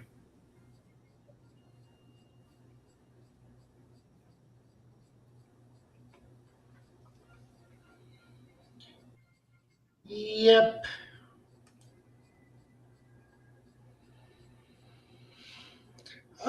We are looking at Titans number 32. This is a DCKO tie-in. This is written by John Layman. Art and colors by Pete Woods. Letters, Wes Abbott. This is the finale of the current run on Titans. Terra's in Gem World with holding the Titans captured in crystals. All the kids from the previous DCKO time, meaning Fair Play, Mr. Terrific's kid, Connor, Leanne, the daughter of Arsenal come in and help save the day. And the Titan book ends. It's going to be relaunched soon under the New Titans, which is a team of young heroes led by, of all people, Jason Todd. God help those children. We don't know what's going on. What's up? Oh, that's going to be so interesting. Those poor children. Yeah. Yep. This issue was fine. I actually was kind of hoping the team of like Fair Play, Static, Stargirl, John Kent, Mr. Terrific's kid, Fair Play and whatnot. I thought they and the Boom, Jay Garrick's daughter were going to be the New Titans, but apparently that's not the case. We'll definitely look at the New Titans book when it comes out, but yeah, this is finale of the current run of Titans. It's fine. Yep. Wonder Woman 30. This is written by Stephanie Williams, art by Jeff Spokes, and Eris, the goddess of Discord, continues to try and make all the Amazons fight each other so she can take control of Wonder Woman's baby. Unfortunately for her, mom's 20 minutes alone time is over, and apparently Eris is weak to the baby because the baby has no real concept of discord or malice, and she's a pure innocent baby, and that's what helps defeat her. Yep. And then this is our lead into the Wonder War. Yep. This was the book that I was talking about that was written by Stephanie Williams. Again, it's a nice 2-part story. No complaints, but I hope this leads to Williams and other writers getting more chances with Wonder Woman and other characters. Although, again, like I said, beautiful book. Should read it if you haven't already have. Yep. I kind of tossed this one in because I forgot that this was coming out. Hopefully you guys did peek at this. I know Demetrius was talking about this too, the Dakota incident. This is our Black History Month comic. This is New History of DC. This is written in multiple parts because this is a big book. Like, this is a big book. This Act 1 is written by Joseph P. Illidge with art by Valentine de Lorando, colors by Marissa Louise. Act 2 is written again by Stephanie Williams, pencils by Carlos Pagulin and Stephanie Segova, inks by Jason Pax, and colors by John Calise. Act 3 is written by Morgan Hampton. Art is by Fico Ocio, and colors by Ulysses Ariola. Prologue and epilogue are written by Nicholas Depper-Ivy. Art by Edwin Gauman, and colors by Andrew Dollhouse. Story of Consultation by Mark Wade. The only thing that surprises me is they do not credit Dwayne McDuffie in this lineup, and that is super weird to me. Well, there's kind of a reason behind this. I haven't read it yet, but unfortunately, just because with the Dakota incident, there were some pages that were leaked ahead of time, which again is terrible that those pages did get leaked and that they did. Was it previewed? Huh? Was it leaked or previewed? Leaked, because that's part of what Demetrius's video was about. Because some of the people in our group know some of the people working on it, and they are pissed because it was like, I guess, put out publicly ahead of time without warning, and it was just out. It had sat there for a while, and then they pulled it. Yeah. And now the book is already circulating before it's supposed to be released, and it feels almost saboteur-ish. Yeah, it feels very saboteur-ish because again, this was basically banking on the fact that if enough purchases of these copies were done, this may lead to Static getting his own line again, and hopefully leading to more milestone media characters coming out. Because again of the leak that happened in like as far as I said, this does feel like sabotage. The writers themselves are encouraging. Some actually went on social media saying, please buy the book just because we need to show that people want more of these characters, which is beyond obvious. But if you do have the ability, please purchase the book because, again, we want more of these stories being told because the people that are behind DC, well, let's be honest, they're idiots. But again, haven't had a chance to read the book myself. Highly recommend that you should, just because, again, we definitely need to be supporting these milestone characters because we want them to get the exposure that they do deserve in the current DC. Tafari, correct me if I'm wrong, but isn't Static Shock on that list to appear on Tubi in March? Yes, that was the topic I forgot to bring up earlier. We can save that for next week. Okay. Static, I believe, is on that list along with the Teen Titans and Kids Next Door, Billy and Mandy, Ed, Ed and Eddie, Cow and Chicken, pretty much all the Hanna-Barbera stuff. I mean, the freaking Flintstone Kids and Freakazoid are going to be on there. Yeah, it's like they're rebuilding the old CW. I wonder if they can do that kid version of Michael Jackson, Michael Jackrock, or Michael Jackstone. That's what it was, Michael Jackstone. There are some obscure ass shows I didn't know exist. I didn't know Supernatural had like an 11-episode anime-esque show. Yep. The Mask, the animated series. No, I remember that. Yeah, that was on Seed. I'm curious if any of the ratings boosts they're clearly going to get off this will affect potentially bringing some of these shows back or reviving them. Because Tom Warburton, he was so happy this show came out. He made like a fan art post of like saying like recommission everyone, and some of the voice actors commented. And he put out more information we can go over next week. I'll find the webpage for it. He's like, actually, because they did a panel recently. He showed like more artwork and stuff they were doing of like what. I was Sorry, you're good. Like they showed like more artwork of what Galactic K&D was gonna be, and there was like a reunion with number 1 and number 4 as teenagers. So maybe this will get some shows out of the grave. I don't know. I mean, Freakazoid did come back for a whole episode along with the Lobe in Teen Titans Go, so it'd be interesting either way. Yeah, but moving on over, because we got more books. We got a bunch of books. Generation X-23. This is written by Jody Hauser with art by Paco Kamanagi or Kamagin. I cannot pronounce that last name. My apologies. Art by Eric Argadesia. This is the new Laura Kinney and Gabby book, which means I love this book automatically because all new, all different Wolverine is my favorite, and Gabby is the best of the Wolverines that will ever be.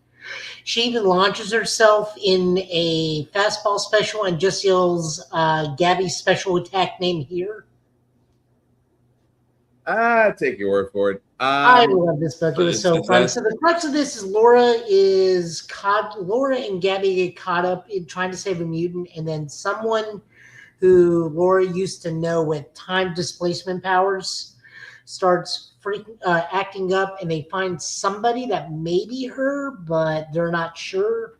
So they have to go investigate. Solid start to the thing, but again, my bias is showing because I already love the previous Laura and Gabby books. So I'm automatically on board for this one. Yeah, although I didn't read it myself, but I still say, look, just because I don't like it, I am not a full-on expert. Definitely give the book a shot. It might be for you. But you didn't like it. You can't say you didn't like it if you didn't read it. Well, it's two characters I can't stand, so I could already say off the bat. What do you not like about either the Wolverine girls? It's just, no, we ain't get that kind of time. It's not for me. Let me just summarize, say it's not for me. We got Uncanny X-Men. This is written by Gail Simone, art by David Marquez, colors by Matt Wilson. We were picking up where we left off. The adults are dealing with literally the Monster Squad, while the New Mutant kids have now self-projected themselves into the book, into the comic, or I don't understand if it's the Caretaker using his powers to put them in the book, or if they are just like self-inserting themselves because they are so enamored with the story. Self-inserting, because you can literally tell they are literally on pins and needles as they're being told. So everyone's fighting. So the adults are fighting the Monster Squad. Wolverine takes on Werewolf by Night and immediately gets knocked out of the fight to come back later in a goofy way. Nightcrawler tries to befriend Frankenstein's monster because they're both German. That was just funny. Morbius and Jubilee kind of face off, and Morbius like, "Do you miss being a vampire?" And Jubilee's like, "Kinda." And Morbius like, "Look, I really don't want to do this, but I don't have a choice in the matter. Can we just like make this look good?" And Rogue is taking on Elsa Bloodstone. Gambit's taking on Manphibian, which is the name of the creature from the Black Lagoon. Well, Rogue is also taking on the Living Mummy. So Monster Squad fight, and Wolverine, because he got bit by Wolf by Night, becomes Wolverine, a werewolf variant of Wolverine. Yeah, that's a little bit different. I will say that much. But I mean, usually it's Captain America that gets turned into a monster all the time. Hey, Kira, you're not Hey, late. Kira. You're okay. You're good. But go ahead, Jim. Solid book. Again, I'm really enjoying this because this is just a New Mutants book for me. Plus, more Rogue and Gambit is always good. Yeah. Although the bedtime story is starting to be a little bit more fun than the current story. Yeah. We're looking at Amazing Spider-Man number 22. This is written by Joe Kelly, art by anybody else but John Romita Jr. So that means we can look at this book again because the art doesn't suck. So art is Nick Bradshaw, Todd Knock, and Nathan Stockman. Peter is finally back on Earth with his new space girlfriend, Relith Erect, his costume glitch, and just trying to pick up the pieces of his life. He goes to find Aunt May, find Aunt May has moved, thinks Ben did something, tracks Ben down. Fight ensues. Ben's like, "No, you're being an asshole." Yes, by the way, did you find the tune in the AC? Peter just tells Ben to leave, and Ben's like, "Happily, by the way, F you."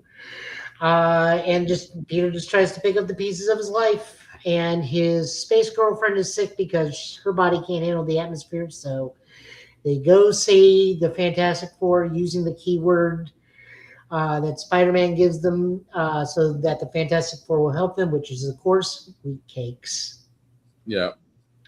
Again, happy to read this book now that John Romita Jr. is not doing art. I hope that is the continuous thing because I can't stomach that man's art anymore. Nobody can. But you're not wrong. So good new entry. The starts of the thing because now Pete's back. Looking forward to it. New Avengers. This is written by Sam Humphries, art by Tom Lima, and cards by Rain Brendo. The Science Bro clones of Tony Stark and Mr. Ouroboros are Iron Apex and Guru Strange are at a Stark Expo masquerading as Strange and Tony. The totally not Thunderbolts have to go stop them, and Carnage keeps trying to have Eddie kill everybody, and Eddie's just like, shut up. We're not doing this. Yeah, that won't survive this encounter if we do. Although what's interesting is at the end, like it's either one or the other. I'm gonna leave it at that. Yeah. Solid, but again, biased because this is essentially a Thunderbolts book. I don't care how they title this. This is a Thunderbolts book. Yeah. Ultimate Spider-Man, number 24, officially ended. I am pissed because I want this book to continue on forever. This is written by Jonathan Hickman, art by Marco Cicchetto and David Mencia, colors by Matt Wilson. It sticks the landing. And this is not a spider pun, but it really does stick the landing I love the flashback sequence where we look at young Peter and Mary Jane finally like proposing to each other because they had an oopsie. No, that's literally the reason they got married in this universe is they had an oopsie. Yeah. That'll do it for some people. It worked for them. And then just everything just kind of works out for better or for worse because it is the life of Spider-Man. But again, I want this book to continue on forever, and Marvel are idiots for ending this line. I mean, you're not wrong.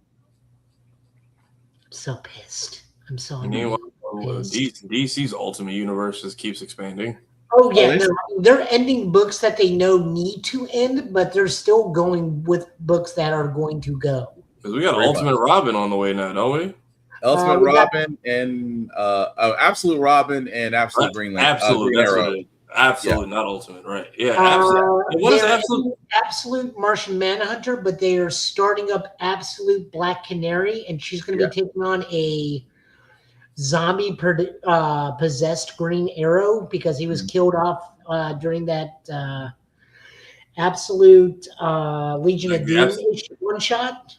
Yeah, that was my thing. I'm like, what are you gonna do with an Absolute Green Arrow? Like, just the intro from Arkham Knight. This is it. This is how the Green Arrow died. Like, yep, Cakes Grayson. So yeah, it's Absolute Black Canary. She is built like a brick house too. Yeah. Moving on over into the indies, we got G.I. Joe written by Josh Williamson, Andrea Molina, and Lee Lowenborough doing writing, art, and colors. Mm-hmm. Very brief synopsis on this. Duke finds out about Hound, immediately arrests Hound, works stuff out with Hound.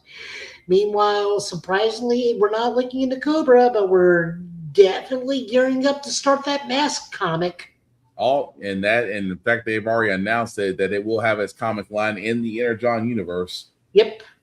They are officially starting up what is called Generation 2 or Phase 2, Generation 2 for the Energon universe, and it starts with Mask. I can kind of see that. Yep. The way that he wasn't the way they drew, I could see that. Ghost Pepper number 8. This is written, created, art and lettering by Ludo Lullaby and cards by Adrian Lucas. Ash fights Vex. That's literally what this issue is. Pretty much. There's a lot of collateral damage. That all she said was one word, and that man got triggered.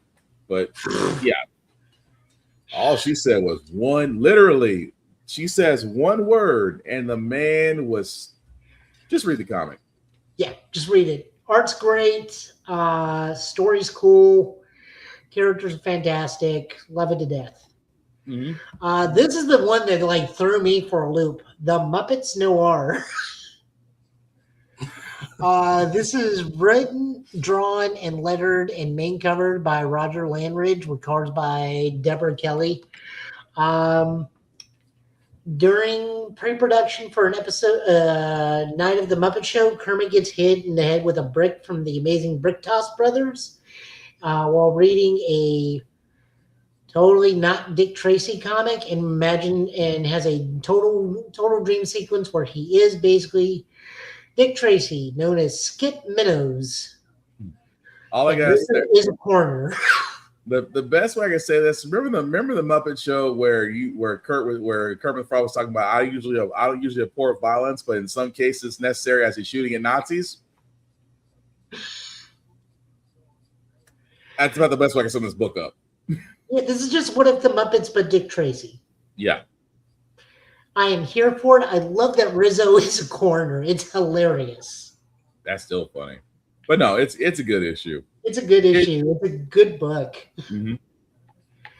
And then we got Starship Godzilla to round us out on issue 5. This is written by Chris Googe, art by Oliver Ono, and colors by Jonathan Dobbs.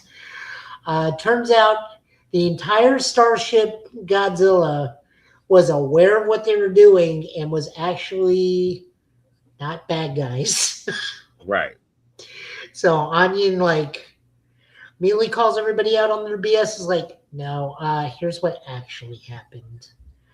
It's like, but why are we working with the Xylians? They're horrible empires. Like, honey, all empires suck ass. But our ship is old and breaking down, and we need money. Pretty much. It's like, but what about my totally not girlfriend? Oh, honey, we're gonna go help him out. Except for the fact that Space Godzilla got taken over, and we got to fight that. And it's Space Godzilla. Pretty much. There was that whole thing of when the truth got out, she was not happy. She was not. But I love this book. It's just old. I say this every time we read this book, but this is the old ass 80s anime book I've read in a while, and I am here for it. Yeah, fair enough. And then that's it. Those are all the books. All right. Well, thank you, Joe, for that. So as we wrap this up, we always do love to do shameless plugging because without that, we wouldn't have to pay the bills. So I will start first with the man, the legend, the myth. He is always working somewhere, and he definitely will be working in March. Tafari, sir, let people know where they can find you and where you'll be doing, where you'll be at. Yeah, main channel, still doing short little bits here and there. I think I'm officially done with like short form stuff of my longer skit, which is if Dispatch had anime characters. I don't know. People have been asking for a part 2. I think that's going to be a one and done. It was fun while it lasted. Unless they do something new with the game, I think I'm just going to leave that where it is. Working on trying to write some new stuff as I get accumulated, situated, and adjusted to my new time zone and everything here. You can find me here at all platforms on this name Gaming, where a lot more of my gaming stuff has been moved to. So we just finished Aerial Knight's Drop Shot, which Aerial Knight is a game dev out of Detroit who I met at DreamCon. He actually did our Kingdom Hearts photo shoot. I believe him, one other person, and just their soundtrack person put it together. So it's $20 if you're on Xbox, Steam, or PlayStation. It's 50 levels. It's all free fall, fun and gun action minus the run. It's you're shooting mercenaries and dragons. It's E10 plus, so it's safe for all the little people if you want to try them out with it. Yeah, Platinum did on stream today. Had a lot of fun. The devs were actually in my chat, which I appreciate. Reloaded is also out. I believe South of Midnight will be coming to other consoles next month, if not in April. Yep. Yeah, a lot of projects out. Blurred Station, we still have ad space for sale on the Blurred Station stream. So I know Otaku Noir just signed up. If anyone you know wants to vend but cannot attend, regardless of what it is, if it's a business project you want to promote, we have a lot of other companies we work with who will be showing trailers for it. I know Niamacop gave us their release trailer for Reloaded to run during the stream. A lot of big names are being shown up and added to the con weekend, like as of this week. So it's gearing up to be a good one. Still coin toss whether or not I'm going to make it. If not, y'all have fun. I will be helping remotely either way. Then gaming channel, yeah, the Reloaded video is up. If y'all could leave some positive interaction on that. We have a new playlist since we did Platinum. What I just said the name. We did Platinum Drop Shot today on stream, and then might be checking out that Squid Game demo. I'm blanking on the name. I might be playing it tomorrow, but then next week I'll be doing the festival for Tangle and Whisper coming to Sonic Crossworlds. All right. Dang, it was Squid something. Now you have me looking for it. I know the demo's out. I need to go check. I need to see if I can actually download it. Oh, might as well. Another man who's always busy and whatnot, Joe. Want to let people know where you'll be doing and where they can find you, sir. Uh-oh. There you go. You muted, Joe, if you're saying something.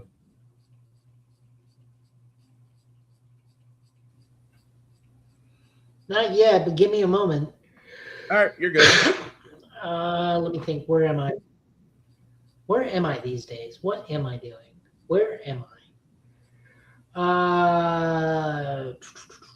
Well, last night I celebrated Lunar New Year. You can see that on my Instagram because we had the National Symphony come to my friend's bar, 1111 over, and you can see a small bit of them playing a symphony version of Golden. Mini beers were had last night, and then we went to Steak and Shake, or not Steak and Shake, Shake Shack. That was fun. Other than that, you can hear me now on Laser Print, which is my comic book podcast where I essentially just do what I just did, but with slightly more books. I now have both Chris's blessing and TL's blessing because Chris gave me a shout out on 30/20/10. Nice. About that. So yes. So technically, I guess I can introduce myself as an unofficial Laser Time podcast formally. I don't know. Probably going to.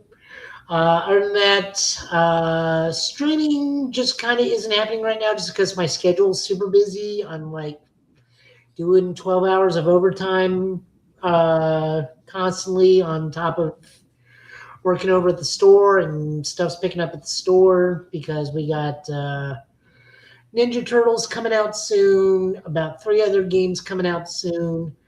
For some reason, we're looking at a deck card game, Gate Ruler, but, I guess that's because we can buy products super cheap, so, I have no idea.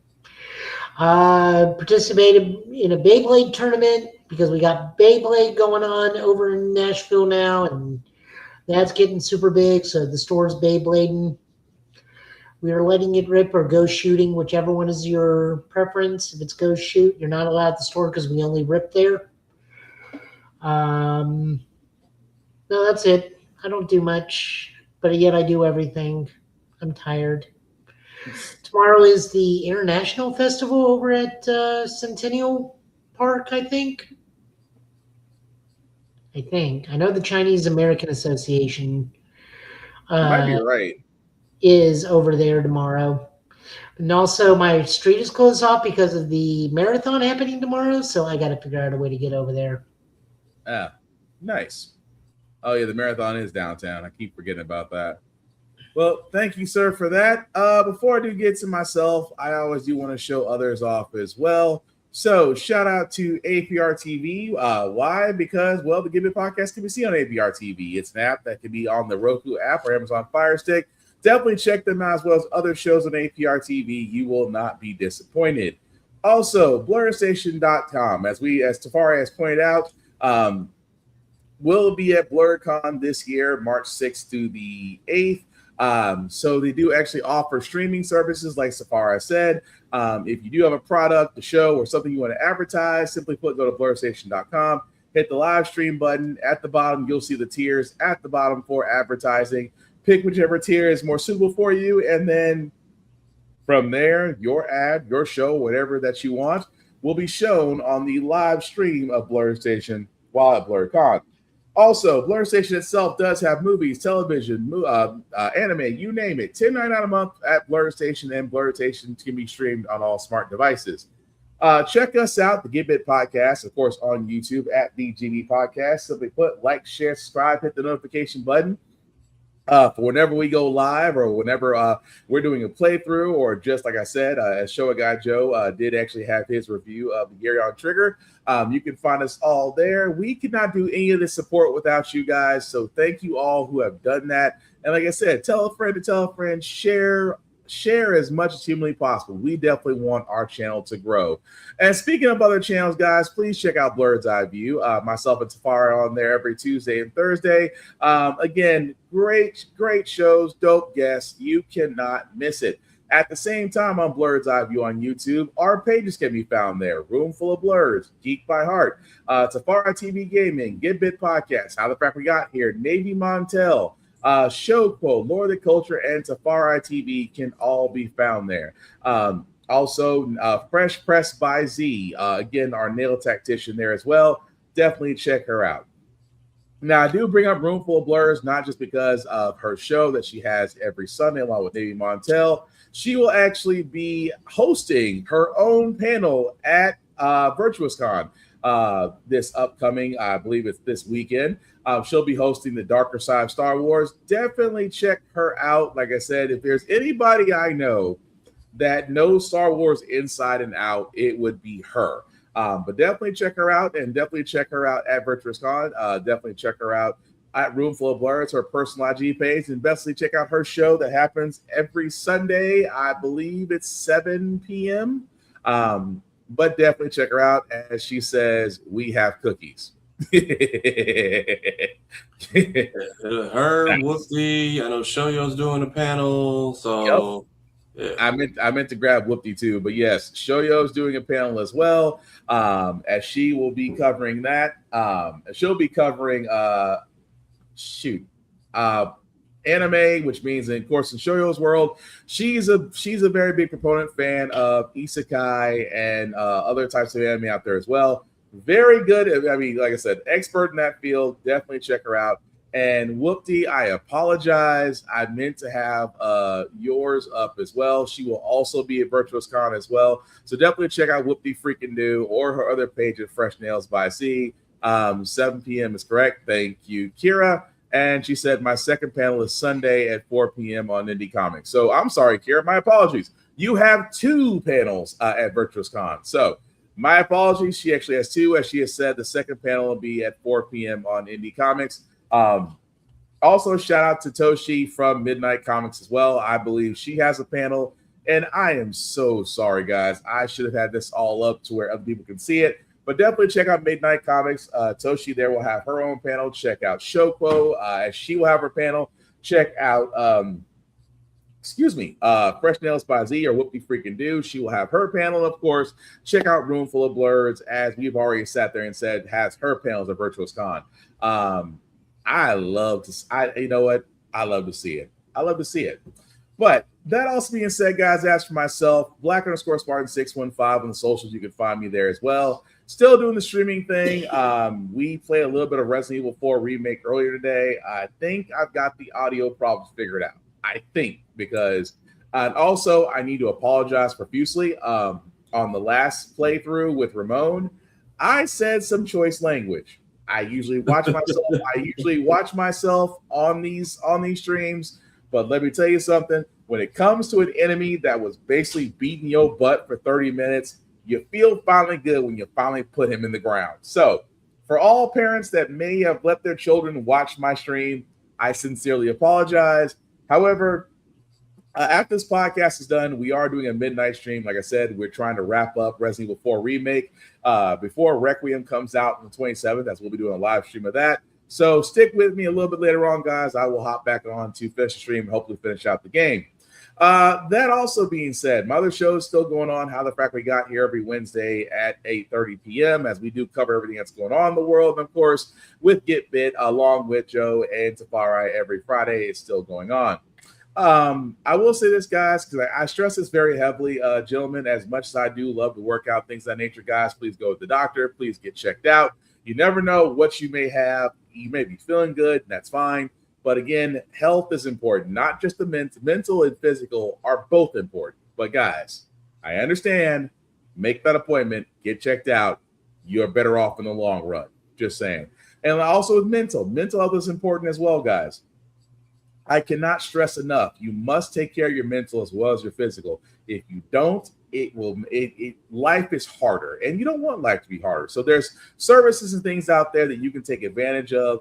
So please, as much as I say take care of the mental, as much as I say take care of the physical, take care of the mental. You'll be better off for it. At the same time, guys, the rules still do apply when it comes to cons. Rule number 1, respect the cosplayer at all times. Cosplay is not consent. Please treat people like human beings. It's not that freaking hard. Rule number 2 is hygiene. Clean clothes. Please wash. Bathe yourself. Use deodorant. Brush your teeth. Use mouthwash. I cannot stress enough how easy it is to get sick, especially if you got kids. Kids are walking petri dishes. And trust me, if a child is sick in your house, everybody gets sick in your house. So again, guys, hygiene. It's not that hard. And the last rule that I have for myself that I have for everybody else, when it comes to just the world in general, when it comes to blurs and nerds in general, talk, share, encourage, invite people to your fandoms. Don't gatekeep, don't criticize, don't be a dick, and you won't get jumped. Outside of that, guys, it is the weekend. I understand people want to relax, however you want to relax. I don't judge. But again, guys, it's the weekend. Please use your head. Go home safely. Nobody wants to be in jail over the weekend. That being said, we'll hopefully be back here next Friday with Same Get Bit Time, Same Get Bit channel with news of the week, as well as that. And like I said, in about an hour or so, I'll be doing a midnight run, hopefully to wrap up Resident Evil 4 Remake. That'll be on Twitch as well as the Get Bit stream. Also, check out Joe's short as he did his review of Space Ranger Gavin. That is up right now that you can see. And like I said, also check out Tafari because Tafari always has wonderful skits, especially with Dispatch, because damn if they ain't funny. That being said, fellas, any last words for we call tonight? It's the weekend. Try something new, eat some good food, go see a movie, stay out of trouble. Very much. Joe? Get some sleep. Well, we definitely know he's going to do that.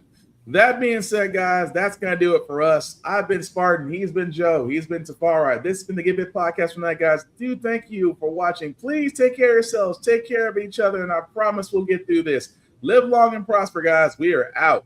Peace.